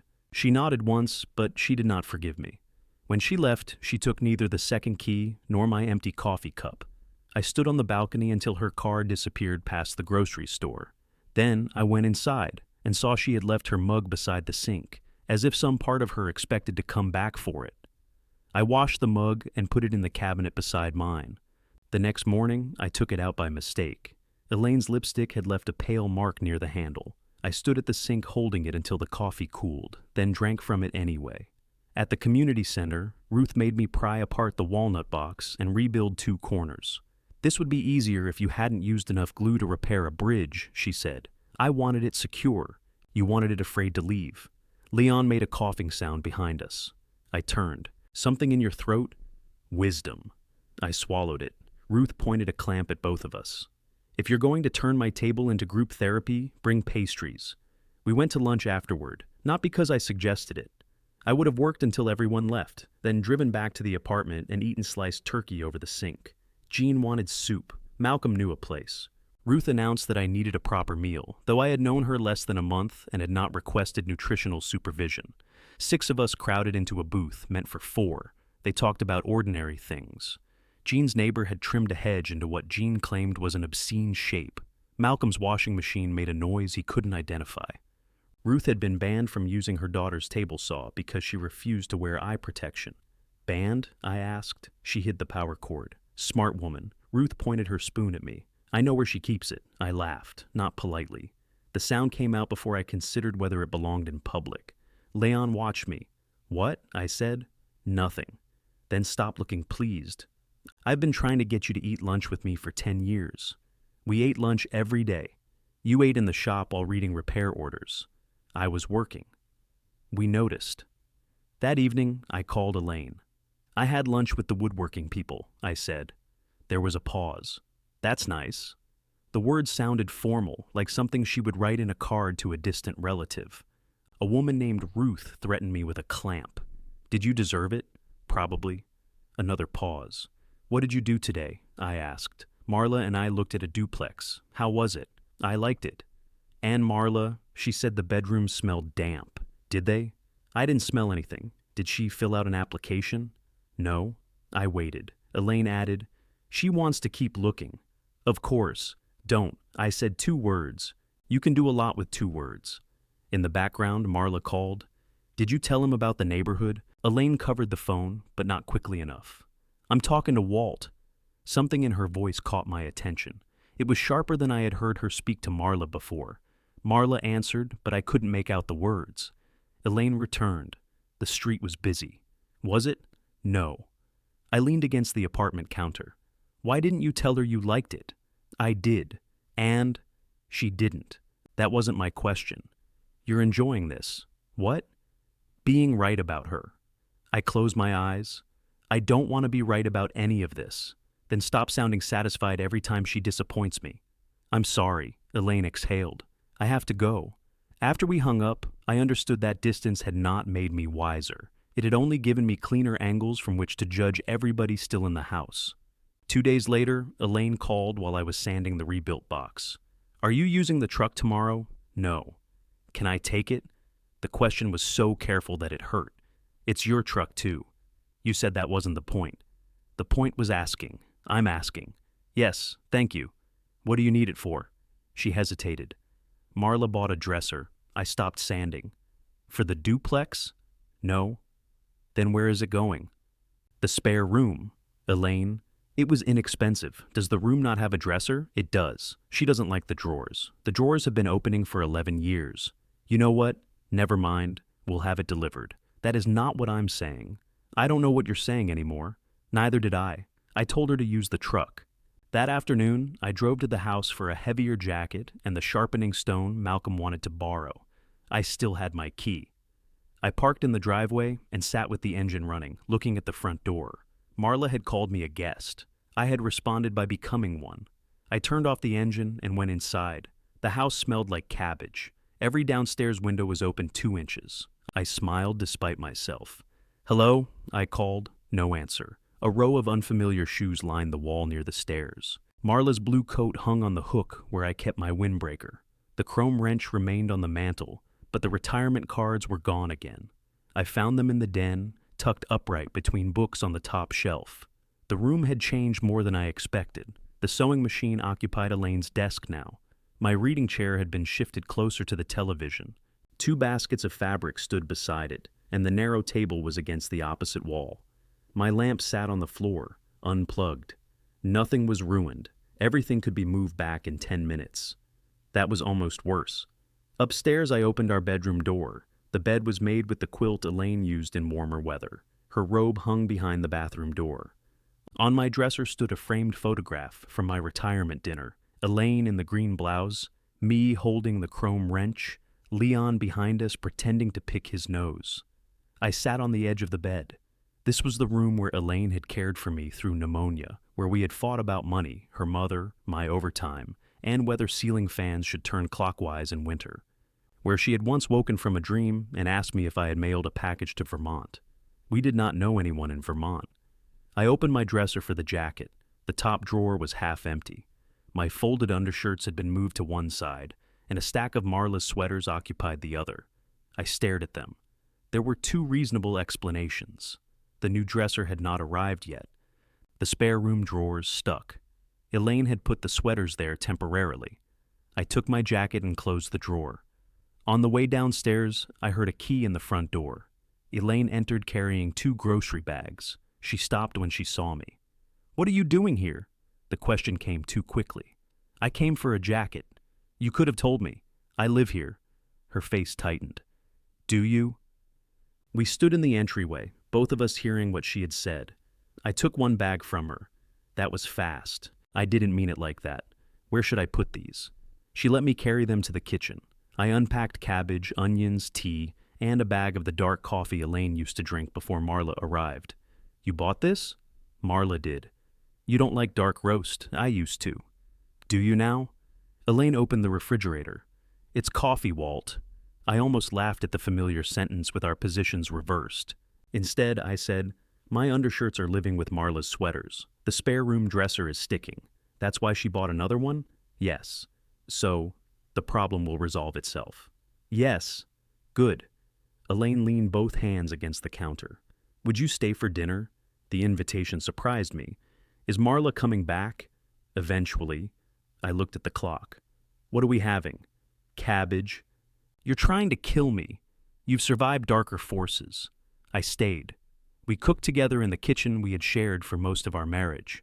Elaine chopped onions. I cut sausage. I opened the windows another inch and did not mention the smell. For a while, it felt normal. Then Elaine reached for the salt and found it beside the oils instead of in the spice cabinet. She moved it again, she said. "By cuisine? By frequency? What frequency is salt?" "Apparently universal." She returned it to the cabinet. When Marla came home, she found us sitting at the table with 2 empty bowls and the pot still warm on the stove. She looked at me, then at Elaine. "I didn't know we were having company." Elaine's spoon stopped halfway to her mouth. "I'm not company," I said. Marla set down her purse. "That isn't what I meant. Funny how that keeps happening." "Walt," Elaine said. I pushed back my chair. "Thank you for dinner. You don't have to leave." "Yes, I do." Marla crossed her arms. "I can go upstairs if my presence is unbearable." "It isn't unbearable. Then stay." The challenge in her voice was clear. She knew that if I stayed, we would fight. If I left, I would prove her point. I put my bowl in the sink. Elaine followed me to the front door. "You said you weren't punishing us?" "I came for a jacket." "And inspected the whole house?" "I saw the den. I saw my drawer. Marla needed somewhere for sweaters." "Then why didn't you use your drawer?" Her mouth opened, then closed. That answer followed me back to the apartment. On Sunday, Leon brought watercolor paints to the community center. I had assumed he painted alone at home. Instead, he sat in a sunny corner and worked while the rest of us cut, sanded, and argued. "What is it?" I asked. "A grain elevator. It looks like a church. It's the first layer." "Are you putting the grain elevator over the church?" He sighed. "Go build your crooked box." The box was no longer crooked. Ruth had shown me how to square the corners, but I had done the recutting myself. I sanded the lid until it slid into place with a soft, satisfying resistance. "You giving that to Elaine?" Leon asked. "I don't know. Marla? I'll burn it first. You're fun now." I looked at the box. "I don't know what Elaine wants from me." "Have you asked?" "Yes." "Without telling her the acceptable answers?" I set down the sandpaper. "You and Ruth coordinate these attacks. She charges more." That night I called Elaine and asked what she wanted. She answered immediately. "I want my husband home. Even if nothing changes, you keep saying that. What exactly has to change? I don't want Marla making decisions in our house. Neither do I." "She does, I know." It was the first time Elaine had said it without defending what came after. I waited. "She moved the salt again," Elaine said. A laugh escaped me. "It isn't funny. It's a little funny." She bought a second bath mat. Monster. They don't match. Now I understand. Elaine laughed once, then covered it with a tired breath. I told her the sewing machine needs to go back behind the chair, she said. She told me the desk has better light. What did you say?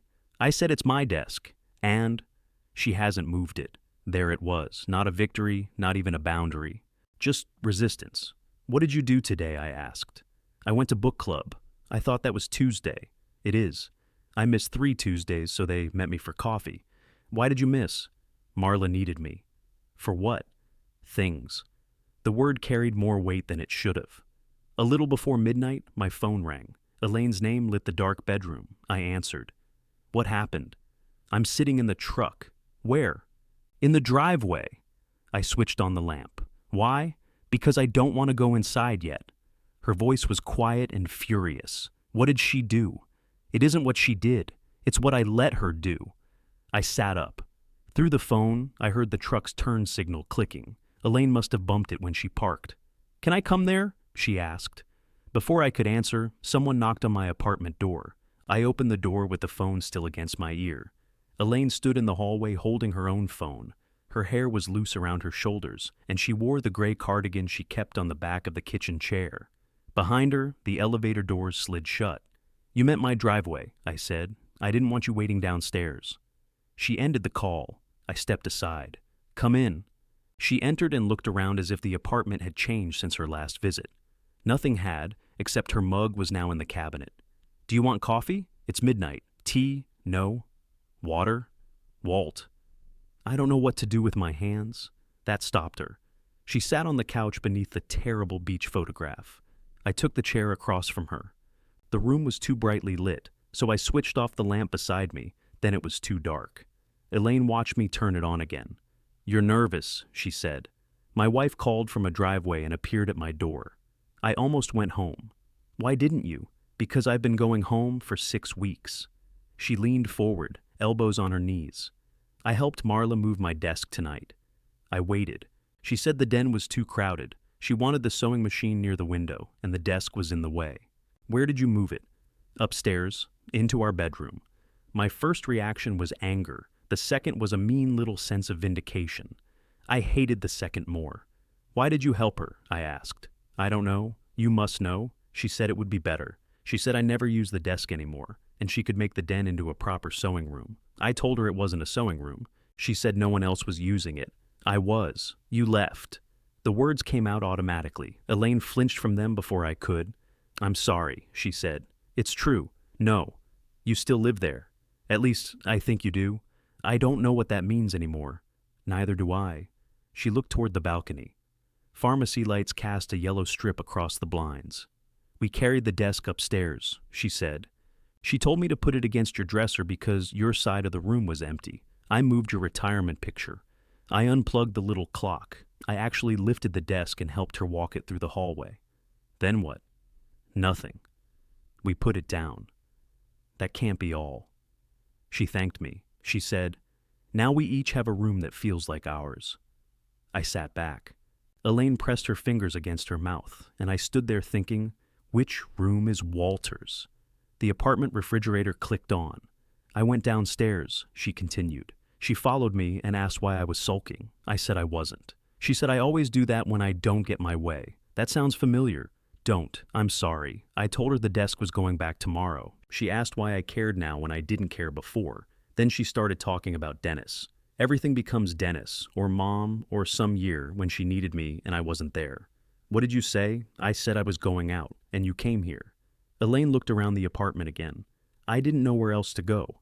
I moved from the chair to the other end of the couch. I left enough space between us that she would not feel cornered. She noticed the space. I'm not asking you to say I was right, I said. Good, because you weren't. Fair. You left. I know. You saw what was happening, and instead of helping me stop it, you went somewhere she couldn't reach you. I went somewhere neither of you could reach me. That's not better? No. She rubbed her thumb over a loose thread on the cardigan. Marla said you would do this. Leave? She said once you retired, you'd either control everything in the house or find reasons not to be there. She said men who build their identity around being needed can't stand finding out life continues without them. I considered that. She's not entirely wrong, I said. Elaine turned to me. I didn't come here so you could admire her analysis. I'm not admiring it. I'm trying not to reject something just because she said it. You could do that with me occasionally. The words were quiet, but they landed harder than anything Marla had said. When did I not? The Blue Ridge trip. I admitted I planned it wrong. You admitted you told me instead of asked me. You never asked why I wasn't excited. I thought it was because of Marla. She wasn't there yet. That was true. Elaine tucked one foot beneath her. I wanted to go somewhere warm. Warm, a beach, maybe Charleston. Somewhere I could sit outside without hiking boots and a printed route. I thought you liked the mountains. I do. I also like room service. Why didn't you tell me? She gave me a look. I lowered my head. Right. We've spent years letting you make practical decisions because you're good at them. Then I complain around the edges, and you act like I'm speaking in code. You do speak in code, because direct requests become committee meetings. That is not true. Remember the living room curtains? They blocked the vent. They were curtains, Walt, not a referendum on airflow. I started to explain the vent. Elaine saw it on my face and began laughing. I laughed too, though neither of us was especially happy. When the laughter faded, she rested her head against the back of the couch. Marla decides things because she's louder. You decide things because you can make every other option sound irresponsible. I disappear in the middle and then resent both of you. That isn't fair to you. I participate. So do I. And so does she. The last sentence seemed hardest for Elaine to say. I got 2 glasses of water. When I returned, she had taken off her shoes and folded her legs beneath her. I gave her a glass. Tell me about your mother, I said. You knew my mother. Tell me what I didn't know. Elaine stared into the water. Marla did everything, she said. Not literally. I went when I could, but she handled the appointments and the night calls. She knew which nurse Mom liked. She learned how to change dressings. I would show up on Saturday with groceries and feel useful for 6 hours. I could have gone with you more. You hated being there. I hated watching your mother get smaller. So did we. There was no anger in her voice. She had moved beyond needing anger for that particular truth. I kept telling myself work was temporary, I said. The night shifts, the overtime. You always had a reason. I made it difficult for you to leave. Yes, I never told you not to go. No, you just reminded me what would fall apart here if I did. There it was, the shape of a thing I had avoided naming because I had never committed it in one clear act. I'm sorry, I said. Elaine's eyes filled, but she did not reach for me. I wanted you to tell me to go, she said. I wanted you to say you could handle the house, your shifts, everything. Instead, I would start packing, and you'd mention the furnace appointment, or that you hadn't slept. So I stayed. Then I blamed you. Then Mom died, and Marla had a list of every weekend I missed. I'm sorry, I know. Does she ever let you apologize? All the time. That's not what I asked. Elaine shook her head. We sat in the yellow light from the pharmacy. After a while, I said, You don't owe her your desk. A tear slipped down Elaine's face. She wiped it away with the heel of her hand. She doesn't want the desk. No. She wants proof I won't leave her too, and moving into our life is how she gets it. That's what she did with Dennis. Every time he wanted space, she filled it so he couldn't disappear. It was the first time Elaine had criticized her sister's marriage. I felt the impulse to gather the observation, fit it into my case, and use it later. I let it pass. You can sleep here, I said. Elaine looked toward the bedroom. I'll take the couch. You're 66. The couch is younger. She gave me the bedroom. I found an extra blanket in the closet and lay beneath the beach photograph with my feet over one armrest. At some point, I heard her crying through the wall. I did not go in. That felt cowardly. Then she called my name. I opened the bedroom door. Elaine sat against the headboard, holding the blanket to her chest. Just sit with me, she said. I sat on top of the covers beside her. She put her head on my shoulder. I took her hand. We stayed that way until her breathing slowed. I woke before dawn, still sitting against the headboard, my neck bent at an angle Ruth would have declared unsalvageable. Elaine was curled on her side, with one hand holding my shirt sleeve. For a few seconds, I thought we were home. Then the pharmacy truck began beeping. Elaine opened her eyes. Executive alarm clock, I said. She released my sleeve and sat up. Come home with me, she said. The request pulled at me so hard I nearly answered before understanding it. Has the desk moved back? Her face closed slightly. I said I would move it. You shouldn't need me standing there to do it. I don't. Then do it because it's your desk. Would it kill you to help? No. But if I come in beside you, Marla will think this is me throwing her out of the den. You want her out of the den. I want you to tell her what you want. Elaine swung her feet to the floor. You're still making me handle it? Yes. She looked at me, surprised. Because it's your boundary, I said. I can't set it for you and pretend that's partnership. She stood and put on her shoes. You've become very wise in this terrible apartment. I made a crooked box, same thing. At the door, I handed her the mug she had left on her previous visit. Keep it, she said. You'll need coffee. I'll use the dark roast. She opened the door, then turned back. I'm putting the desk downstairs. I know. You don't know. You drove here at midnight. I think you will. She left without kissing me. At 10, a photograph arrived on my phone. Elaine's desk stood by the den window. The sewing machine was behind my chair again. My lamp had been returned to the narrow table and plugged in. No message accompanied the picture. I replied with a photograph of the walnut box. Elaine wrote, "Is that supposed to be square?" Before I could answer, my phone rang. Marla's name appeared on the screen. I let it ring once, then answered. "You got what you wanted," she said. "I don't know what you mean." Elaine moved the desk back. "It's her desk." She woke me at 7 in the morning, dragging furniture. I wasn't there. You didn't have to be. You sent her home with a script. I listened to her. You've been turning her against me since I arrived. No, Marla, I avoided you since you arrived. That was part of the problem. She went silent. I looked at the mug in my hand, the pale lipstick mark now gone. We need to talk, I said. I think you've said enough. Not about your mother. The silence changed. Coffee, I said. Just you and me. Marla took a long breath. Not at the house, she said. Fine, I said. Pick somewhere. She chose a diner neither of us liked. Marla was already seated when I arrived, wearing the cream-colored coat she had worn the day she came to our house. Her sunglasses lay folded beside a cup of coffee. She had selected a booth near the back, away from the windows. You're late, she said.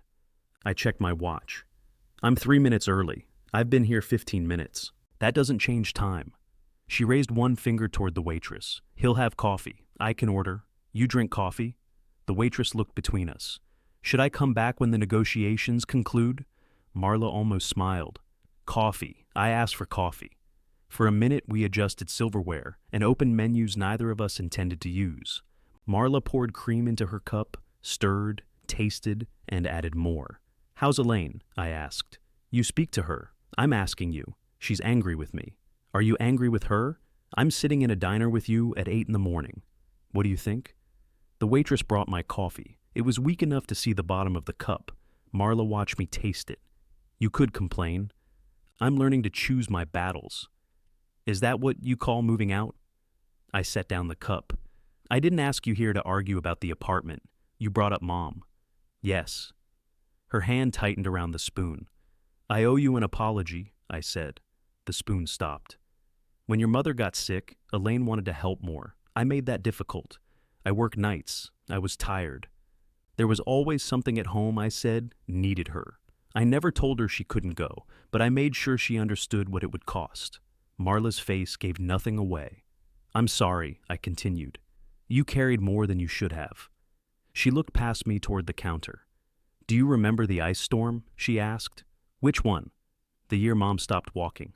I remembered Elaine packing a bag while freezing rain struck the bedroom window. The city had advised people to stay off the roads. I was scheduled for an emergency shift because buses were sliding into curbs across downtown. I remember. Elaine said she was coming. I waited until midnight. She couldn't get there safely. Neither could I. I was already there. I know. Mom kept asking for her. Every time headlights passed, she thought it was Elaine. I let the sentence sit. Marla turned back to me.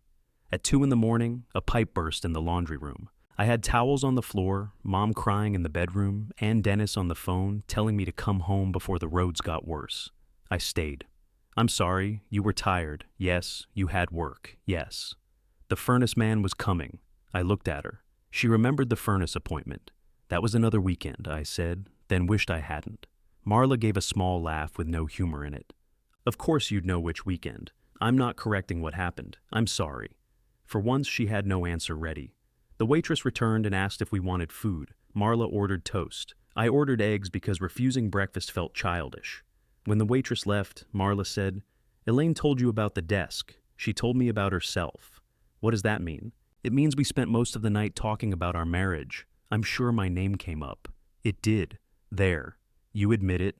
You live in our house. You come up." Marla turned her coffee cup until the handle faced exactly right. "You think apologizing about Mom gives you permission to tell me to leave? No. That's why we're here. We're here because I should have apologized years ago. But you want me gone? I want you to have your own life. I had a life. With Dennis. I know his name." Her eyes sharpened. "Then you know I gave 35 years to someone who decided peace felt better than living with me. I know what he said. You know Elaine's version of what I told her. That's usually how families know things." Marla leaned back as the waitress set toast in front of her. She waited until we were alone again. "Dennis stopped speaking to me," she said. "Not all at once. He answered questions. He discussed bills and whether the car needed tires. But if I asked what he wanted, he said he didn't care. Then he resented whatever I chose. The words found a place in me I would have preferred closed. That's lonely," I said. "It's infuriating. You become the dictator because somebody has to choose dinner." "Did you ask him why he stopped choosing?" "Of course." "What did he say?" "That there was no point." Marla tore her toast in half. "He said I corrected everything. Where he parked, how he loaded the dishwasher, which chair he sat in when people visited. He made it sound as if I woke up every morning planning to shrink him." "I don't think you plan it." She stared at me. "That wasn't an insult. It had the shape of one." I ate a bite of eggs. They were better than the apartment eggs and worse than Marla's omelet. "You fixed my yellow mug," I said. "What does that have to do with anything? You saw something damaged and repaired it without being asked. It was leaking. You also moved my coffee because it was in the wrong place. For you. For Elaine." She hadn't asked. Marla pushed away her plate. "You invited me here to lecture me about cabinets?" "No. I'm saying I know you help people. I also know your help has rules." "And yours doesn't?" "No. Mine comes with a lecture about why the other choice is impractical." Her expression changed slightly. "Elaine told you that," she said. "She didn't have to. I've started listening. Congratulations on your retirement. I deserve that." "You deserve more than that." "I probably do." She looked down at her hands. Her nails were neatly polished, but one thumbnail was chipped. "Elaine is my sister," she said. "She was mine before you arrived. She isn't a sweater. You know what I mean. I do. I think that's the problem." Marla's eyes filled, and anger rushed in to cover it. "Husbands leave. So do sisters. Not us. You keep testing that by making her choose. I have never asked her to choose. You called me a guest in front of her family. Because you were acting like you owned every room. I acted like I belonged in one. You hardly used that den until I put the sewing machine there. You ignored the bench for 3 years until I touched the garage. You ignored your wife, and now that she's enjoying herself, everything has become sacred. I wanted to dismiss the whole speech because of the word ignored. Instead, I said, some of that is true. Marla looked almost disappointed. I made work the center of my life, I continued. I thought providing and showing up tired was the same thing as being present. Elaine and I are dealing with that. And what am I supposed to do while you discover yourselves? Stop using our marriage to hide from the end of yours. She went very still. I had gone too far. I knew it before the waitress dropped our check face down between us. Marla reached for her purse. I'm sorry, I said. That was cruel. It was accurate. You must be thrilled. I'm not. She took out cash and placed too much beside the check. Dennis didn't just leave the house, she said. He made me feel foolish for believing I mattered there. Then I came to Elaine's, and you counted my suitcases. I did. You watched every object I put down like you were waiting for contamination. I did that too. What was I supposed to think? That I was scared. Marla paused. The answer surprised me as much as it did her. I retired, I said. I came home expecting the house to tell me who I was. Then you arrived, and Elaine became happier. I thought there might not be anything left for me except a workbench. Marla sat back down, though she kept her purse in her lap. You could have danced with her, she said. I know. She held out her hand. I know. The diner filled around us. Plates struck tables. Somebody fed quarters into a machine near the entrance and made it play an old country song too loudly. Marla looked toward the window. I don't want your house, she said. You want certainty. Everyone does. You want Elaine to prove she won't leave by never telling you no. Her jaw tightened. I can be grateful for what you did for your mother, I said. I can be sorry for what I failed to do. Elaine can love you. None of that gives you authority over her. She sent you to say that? No. She will always pick you in the end. I'm not sure she should. Marla looked at me again. She should pick herself, I said. That may be uncomfortable for both of us. We left separately. At the apartment, I found Elaine's mug in the cabinet and called her. How bad was it? She asked. We both survived. That bad? I apologized about your mother. Elaine became quiet. Thank you. She told me about the ice storm. I should have gone. The roads were dangerous. I still should have gone. I sat at the small table. We can't change that weekend? No, we can stop living inside it, Elaine breathed out. Would you have dinner with me tomorrow? I asked. At the apartment? Somewhere without Marla or a pharmacy loading dock. Are you asking what I want? I'm trying. I want Italian. Which restaurant? You choose. That feels like a trap. She laughed softly. There's a place on 3rd, 7 o'clock. I'll make a reservation. No printed route. I'll try to control myself. We met the next evening. I wore a jacket. Elaine wore the green blouse from my retirement dinner. For the first 10 minutes, we spoke like people on a first date arranged by concerned friends.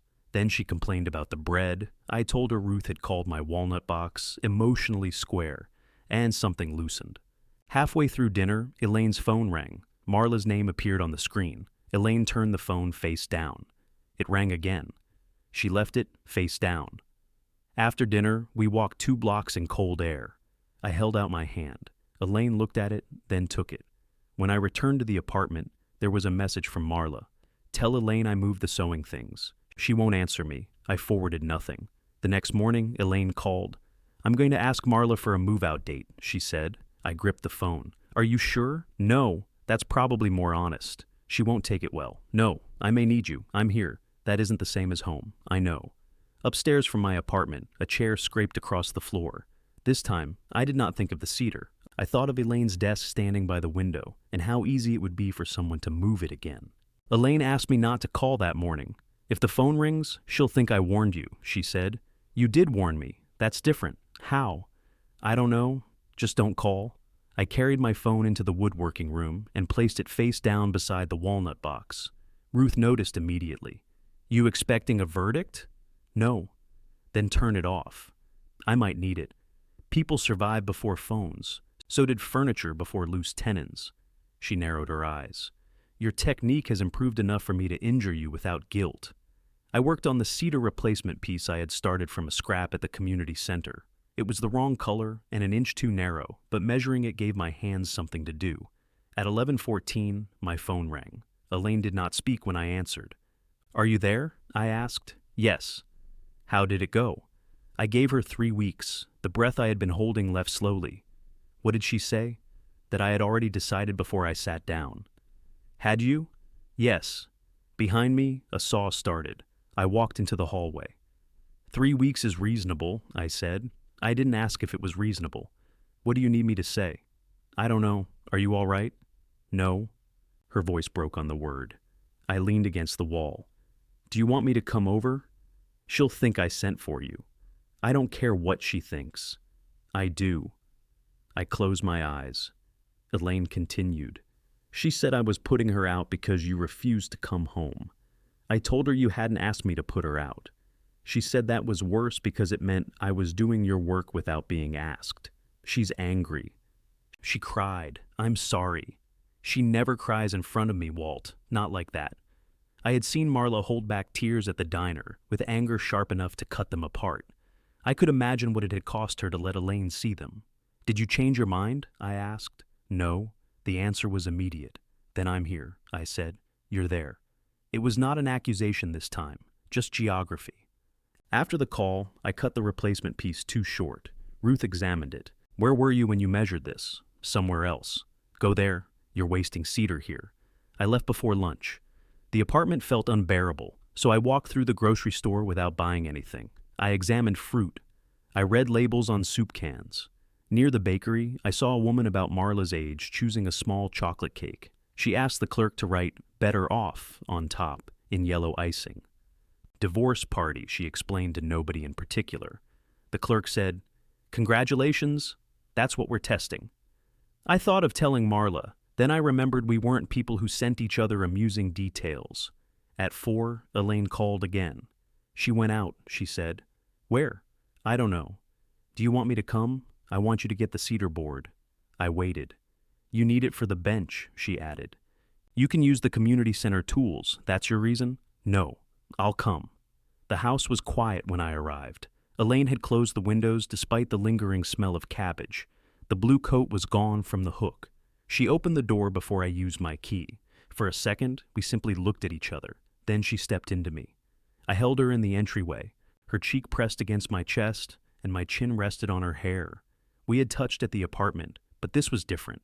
The house was around us. The stairs, the kitchen, the little mark on the wall where I had misjudged the width of a bookcase in 2002. "I'm not coming back tonight," I said quietly. "I know." She let go first. The cedar board was still on my workbench. I ran my hand over the gouge. "I can feel it," I said. "Leave the mark visible. Would that bother you?" "Probably." "You should do it then." I looked at her. "I'm learning from Ruth. Dangerous." Elaine touched the curved edge. "I'm sorry I didn't say anything at dinner. I know." "No, I'm not sorry because you left. I'm sorry because it was wrong." That was the sentence I had wanted weeks earlier. Hearing it now did not erase anything. It gave us somewhere solid to stand. "Thank you," I said. We lifted the board together. As we carried it through the kitchen, the front door opened. Marla entered holding a paper grocery bag. She stopped when she saw us. "I thought you'd be gone longer," Elaine said. "Apparently." Marla set the bag on the floor. Celery leaves protruded from the top. "I came for the board," I said. "I didn't ask." "No." We stood in a narrow triangle around a piece of cedar. Marla looked at Elaine. 3 weeks? "Yes." "You couldn't wait until I got home to bring him back?" "He's not back." "Then why is he carrying furniture through the kitchen?" "It's one board," I said. "This is between me and my sister." Elaine adjusted her grip. "No, the board is his, and you're helping him with it." "I live here," I said. Marla laughed once. "Do you?" Elaine's hands tightened around the cedar. "Stop," she said. Marla picked up the grocery bag and went upstairs. We carried the board to my truck. Elaine wanted to come to the community center, but the open shop was closing soon. "Dinner tomorrow?" I asked. "At the Italian place?" "Somewhere you choose." "My kitchen." I looked toward the house. "Marla is having dinner with Gloria," Elaine said. "Unless Gloria cancels after hearing I'm a monster." "You're not. You don't know. I might bloom." I smiled. 6:30. The next evening, I arrived at 6:28 with bread from the bakery and no suitcase. Elaine had made meatloaf, mashed potatoes, and green beans. No cabbage. Music played quietly in the living room, the same Supremes album she and Marla had danced to. We ate at the kitchen table. "Did Marla say where she went?" I asked. She looked at the duplex again. "The one you liked?" "Yes." "That's something." She said the damp smell was probably somebody's laundry. Also something. Elaine cut her meatloaf into smaller pieces. I offered to go with her tomorrow. She said she'd rather go alone. "Maybe that's good. Maybe she wants me to beg." "Are you going to?" "No." The word came with less effort now. After dinner, Elaine held out her hand when you can't hurry. Love began. I stood. I am not a good dancer. I had once believed this was a medical condition, but Elaine informed me it was stubbornness with rhythm. We moved between the coffee table and the mantel. I stepped on her foot. "You're supposed to follow me," she said. I thought I led. Not like that. Very clear system. She laughed and turned beneath my arm. The song ended. Another started. We stayed where we were, holding each other. I saw movement in the front window. Marla's car pulled into the driveway. Elaine stepped back. She wasn't supposed to be home yet. The sentence sounded familiar. I had said versions of it about Marla. Hearing it from Elaine made me uneasy. "We're not doing anything wrong," I said. "I know." Marla came inside carrying no purse or coat. She must have left them in the car. Her eyes went from me to Elaine to the bread on the kitchen counter. "Gloria had a headache," she said. "I'm sorry," Elaine replied. Marla listened to the music for a moment. "You're dancing now." It was not quite a question. "I asked him," Elaine said. "Of course." I reached for my jacket. Elaine touched my arm. "You don't have to go." "Yes, he does," Marla said. Elaine turned. "Don't speak for me." Marla's face hardened, then emptied. "I'm tired," she said. She went upstairs. I stayed another half hour. It was uncomfortable, but leaving immediately would have let Marla control the room from above. Elaine and I washed dishes. I put the salt in the spice cabinet. Elaine moved it beside the stove. "Frequency," she said. At the door, she kissed me. It was brief, almost careful. "Tomorrow?" I asked. She nodded. The following afternoon, I brought the cedar board to the community center. Ruth examined the gouge. "Fill it," she said. "I thought you'd tell me to replace it. Then you'd spend the rest of your life explaining why replacement was technically superior. It would be, and ugly." She selected a darker cedar scrap. "Make the repair visible. If you try to match it, it'll look like a mistake." I was cutting a thin patch when Elaine called. "Can you come here?" I switched off the saw. "What happened?" "Marla's packing." My stomach tightened. Her things? No. I was in the truck within 5 minutes. The front door stood open when I arrived. A cardboard box sat in the hallway, the top folded flat. Inside were my records. I could see the edge of a Marvin Gaye album, the Johnny Cash record Elaine gave me on our 10th anniversary, and a scratched Motown collection we had played at every New Year's dinner until the turntable belt broke. Marla stood in the den with another box. My books had been moved from the shelf. The retirement cards lay in a stack on the desk. Elaine held a roll of packing tape. I asked what she was doing, Elaine said. Marla looked at me. "I was helping." "With what?" I asked. "You live across town. Your things are everywhere. They belong here. You said you weren't coming home." "I never said that." Marla turned to Elaine. "You don't need to look at his things every day while he decides whether this marriage is worth returning to." Elaine set down the tape. "Put the records back." "I'm trying to make this easier for you. Put them back. You're the one crying every night." "Marla, you think he's changed because he dances once and takes you to dinner?" "He left. I stayed." Elaine's face went still. "Walter left because I let him be erased in his own house," she said. "You didn't stay for me. You took the space he left." Marla stared at her. "I gave you 3 weeks," Elaine continued. "The date hasn't changed. I'll help you with the duplex. I'll help you move. But you're leaving. You're choosing him." "No." Marla's eyes filled. "You always choose him in the end." Elaine shook her head. "For once, I'm choosing not to disappear for either of you." The room went silent. I stood beside a box filled with my own life, and understood the sentence included me. Marla looked at me as if I had arranged the sentence in advance. "You heard that?" she asked. "Yes." "Were you waiting in the driveway for your cue?" "I was cutting wood when Elaine called. How convenient." Elaine stepped between us. "This isn't about him. It has always been about him." "No. That's what I'm trying to tell you." Marla picked up the box of records. I reached for it, then stopped. Taking it from her would turn the moment into a struggle over who controlled my things. "Where do you want these?" Marla asked Elaine. "Back on the shelf. There isn't room." Then move the fabric. The sewing basket still occupied the lower shelves. Marla stared at them. Slowly, she set the box down. "I'll pack my own things," she said. She went upstairs and closed the guest room door without slamming it. The restraint made the sound worse. Elaine sat in my reading chair. The chair was angled incorrectly, but I did not move it. "You came fast," she said. "I may have violated several parking customs. I didn't know she was doing this." "I know. I went to make tea. When I came back, the records were in a box. I know." She looked at the retirement cards on her desk.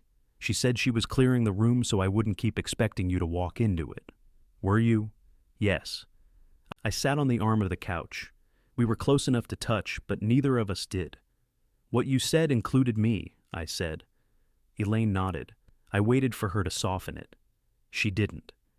"You were disappearing long before Marla arrived," she said. "You were just disappearing into work, so it looked respectable." "I know, and when you retired, you came home with plans for me. The bench, the trip, coffee on the porch. You never asked what I thought retirement would be. I thought it was ours. So did I. I just didn't know ours came with an itinerary. The old impulse rose in me. I wanted to explain that the Blue Ridge route was flexible, that none of the reservations had been made, that coffee on the porch was not a binding schedule. I looked at the boxed records instead. What did you imagine? I asked. Elaine leaned back in the chair. I imagined sleeping past 6 without feeling guilty. Going to Charleston, taking a pottery class. Pottery? I don't know. Maybe I hate pottery. You dislike getting your hands dirty. I married a mechanic, which allowed you to delegate. She smiled despite herself. I imagine you having friends, she said. I have friends. Leon. You have Leon. I also have Ruth now. She insults my joinery. Very intimate. And Jean, though his cutting boards can't be trusted. Her smile faded. I didn't want to become your entire plan, Walt. The sentence hurt because I had called dependence love when it belonged to me. I'm learning that, I said. I don't want you home because Marla leaves. I don't want one person to move out and another to reclaim every room. I don't want that either. Do you know what you want? I thought about the apartment, the woodworking table, lunches I had avoided for years, and the way Elaine's hand felt in mine on 3rd Street.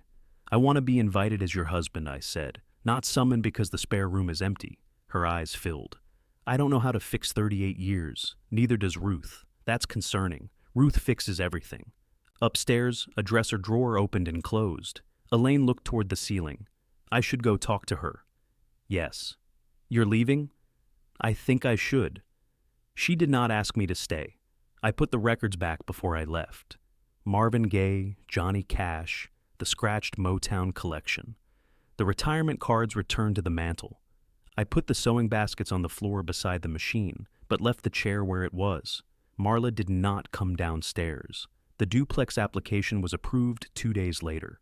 Elaine told me over dinner at a seafood place she chose because it had photographs of Charleston on the walls. Marla had signed a 1-year lease and paid the deposit herself. She can move in next Saturday, Elaine said. How does she feel? How do you think? I'm trying not to do that. She's furious. Also, she bought towels. Good towels? Dennis kept those. We both laughed, then felt guilty. Elaine pushed a piece of fish around her plate. She asked if I'll stay with her the first week. What did you say? That I'd help her move and spend Saturday night. I waited. 1 night, Elaine said, not a week. Do you want to stay? I want her first night not to feel like a punishment. That sounds fair. Don't grade me. Sorry. She reached across the table and took my hand. I asked if she wanted me to help pack, she said. She told me I'd done enough. Maybe give her room to be angry. That sounds like something Leon told you. Ruth? Of course. Moving day arrived with rain. I offered the truck. Marla accepted the truck, but not my help. Then the delivery company canceled, the new dresser proved too heavy for Elaine and Gloria, and Marla called at 9:15.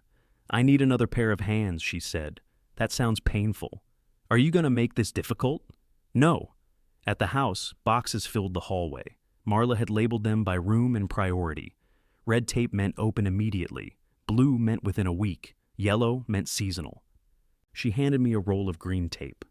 What does this mean? Walter. I looked at her. It means things you're carrying. Efficient. You used to appreciate that. I still do. Her mouth tightened. We loaded the dresser first. It caught on the spare room doorframe, and Marla gave 3 instructions at once. Angle left. Lift your end. Watch the wall. I can do 2 of those. Which 2? I'll surprise you. Elaine stood behind us with both hands raised, trying not to laugh. Marla saw her. This is funny? A little. The dresser cleared the frame without damage. We made 4 trips to the duplex. It was the one Elaine had liked, with a small front step and windows that faced a line of maple trees. The bedrooms did not smell damp. Marla had chosen the room at the back for sewing. The green curtains from our spare room were folded in a box marked Red Bedroom. You're taking the curtains? I asked. I made them. I was confirming. You want them? No. They reminded Elaine of Mom. I know. Marla held the box against her chest. Not every memory belongs to you. I know that too. For a second, the anger left her face. What remained was exhaustion. We carried the last of the furniture inside. Marla directed the sofa twice, then returned it to the first wall. She placed the yellow Lake Erie mug in a kitchen cabinet beside 4 new cups. You packed that? I asked. It was in my room. No, it wasn't. I fixed it. It's mine. I know. She took it down and handed it to me. The blue rubber band was gone. The repaired crack formed a thin line from the rim to the handle. "You can keep it," I said. "I don't want charity. It's a leaking mug." "You said it doesn't leak, only if you fill it past the crack." Marla looked at the mug, then put it back in her cabinet. Elaine arrived with sandwiches. We ate on unpacked boxes because the kitchen chairs were buried behind winter clothes. Gloria left after lunch. I returned the truck to the house, then came back in my car. Marla seemed surprised. "There are lamps to assemble," I said. "I can't assemble lamps." "I know." We worked until 4. I hung nothing and rearranged nothing without asking. Marla corrected the angle of a side table after I set it exactly where she directed. At 5, she opened a box of kitchen utensils and began assigning drawers. "Elaine, you can line these shelves while I unpack the pantry. Walter, the bedroom mirror needs mounting. After dinner, we'll start the closet." Elaine looked at the growing rain beyond the window. "I'm leaving after the shelves," she said. Marla stopped. "You're staying tonight. I said I would. I changed my mind. Because of him? No." "You promised." "I offered because I was afraid you'd feel alone. But I think you need to learn that being alone for one night isn't the same as being abandoned." Marla stared at her. "You got that from your husband?" "I got it from sitting in his apartment because I was afraid to enter my own house." The kitchen seemed to shrink around us. "I'll come tomorrow afternoon," Elaine said. "We can finish the pantry. There's no point if you're leaving before dinner. Then I'll see you another day." Marla turned to the shelves. "Go." Elaine put on her coat. I followed her to the door, but she shook her head. "You don't have to leave because I do." "What do you want?" "For you to decide." It was such a small sentence. It felt like a door opening. I stayed another hour. Marla and I assembled the bedroom mirror in near silence. When we finished, she stood before it with her arms folded. The room behind her was full of boxes, but the green curtains were up. "Elaine will come tomorrow," I said. "She might." "She will?" "You sound sure?" "I've known her 38 years. So have I." "Then be sure too." Marla looked at my reflection instead of turning around. "You can go now," she said. "I know." The rain had stopped when I drove back to the house. Elaine sat on the front step beneath the porch roof. I parked and joined her. "Is she all right?" Elaine asked. "No." "Good." I looked at her. "She's allowed not to be all right," Elaine said. "I'm trying to stop fixing every feeling." We sat without speaking. The house behind us was quiet. Through the front window, I could see my retirement cards on the mantel. The den lamp cast a warm square across the floor. Upstairs, the spare room blinds looked white and bare without the green curtains. Elaine rested her shoulder against mine. "I don't want you to fill the space Marla left," she said. "I know. I want you to come home and make a different one with me." I looked at the porch where the unfinished bench was supposed to stand. Then I took her hand, but I did not answer yet. "I want to," I said. Elaine waited. "That isn't an answer," she said. "It's the beginning of one." She looked disappointed, but she didn't pull her hand away. "I don't want to carry my suitcase inside tonight and call this fixed," I said. "Marla leaving doesn't make me a better husband. No. And inviting me home doesn't make you responsible for keeping me happy there.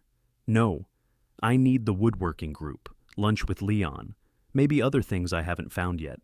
You're asking permission? I'm telling you what I need." Elaine nodded slowly. "Good. What do you need?" "Charleston," I laughed. "I'm serious."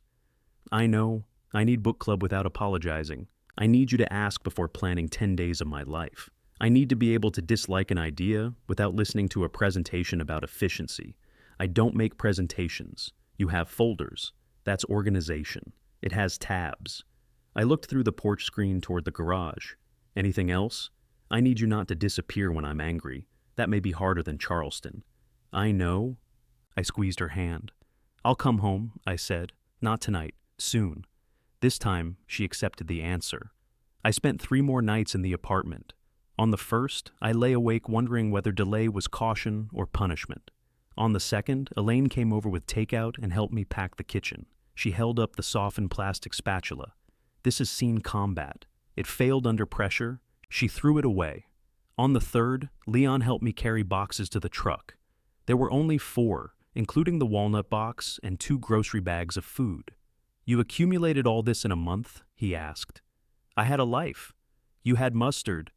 "I still have mustard." He picked up Elaine's mug from the counter.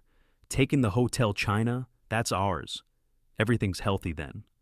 At the door, I looked back at the beach picture. The apartment manager had warned me not to remove it. I had spent weeks disliking it and felt strangely sorry to leave it behind. Leon followed my gaze.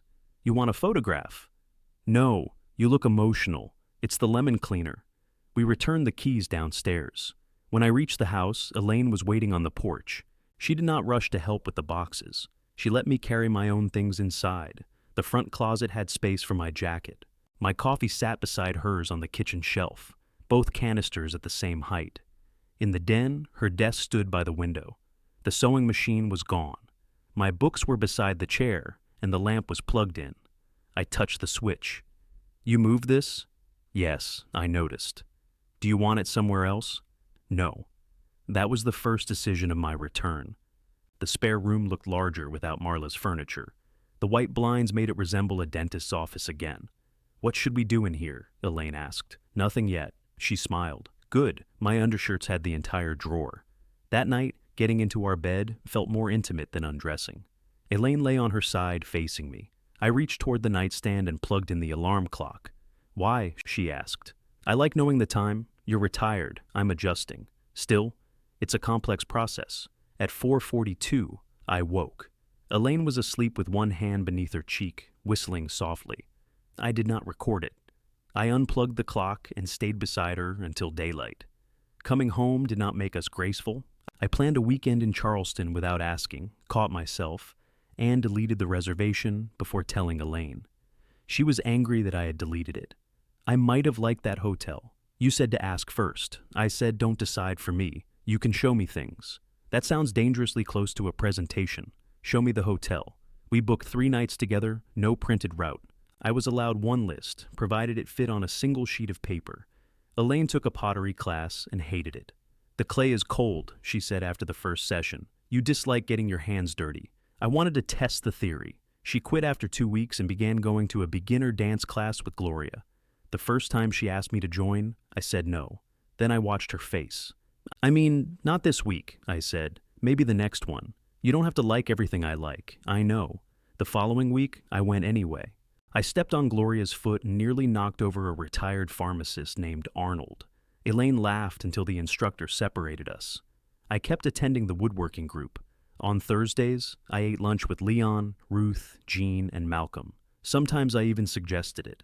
The house grew quiet again, but not in the old way. Elaine played music when she wanted. I stopped treating every open window as a verdict on the furnace.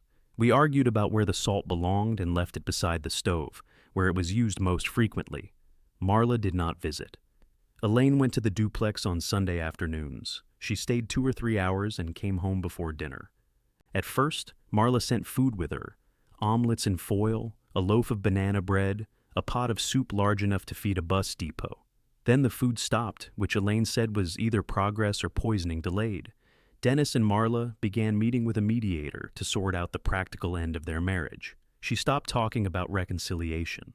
She did not speak kindly about Dennis, but she stopped describing him as if he had awakened one morning and abandoned a perfect life. One Sunday, Elaine came home carrying the Yellow Lake Erie mug. "She says it's yours," she told me. "I gave it to her. She says she doesn't want charity. It's a leaking mug." That's what I said. We put it in the cabinet. A week later, the mug disappeared again. "Did you break it?" I asked. Marla took it. "When was she here?" "She wasn't." I brought it back. The mug traveled between the houses 3 more times before remaining in Marla's kitchen. Neither of us mentioned it after that. She joined a quilting circle at the community center. When Elaine told me, I thought she was joking. Marla called those groups waiting rooms for lonely women. She still does. Now she says they need supervision. Ruth knew the quilting group. She reported that Marla had corrected the woman leading it during her first meeting and brought homemade muffins to the second. "She'll be running the building by Christmas," Ruth said. "Change the locks." Ruth looked at me. "Sorry," I said. The gouge in the cedar board took less work than I had feared. Following Ruth's advice, I filled it with a narrow piece of darker wood rather than trying to hide the repair. The patch curved along the arm like a small brown river. I disliked it for 2 days, then began checking it every time I entered the workshop.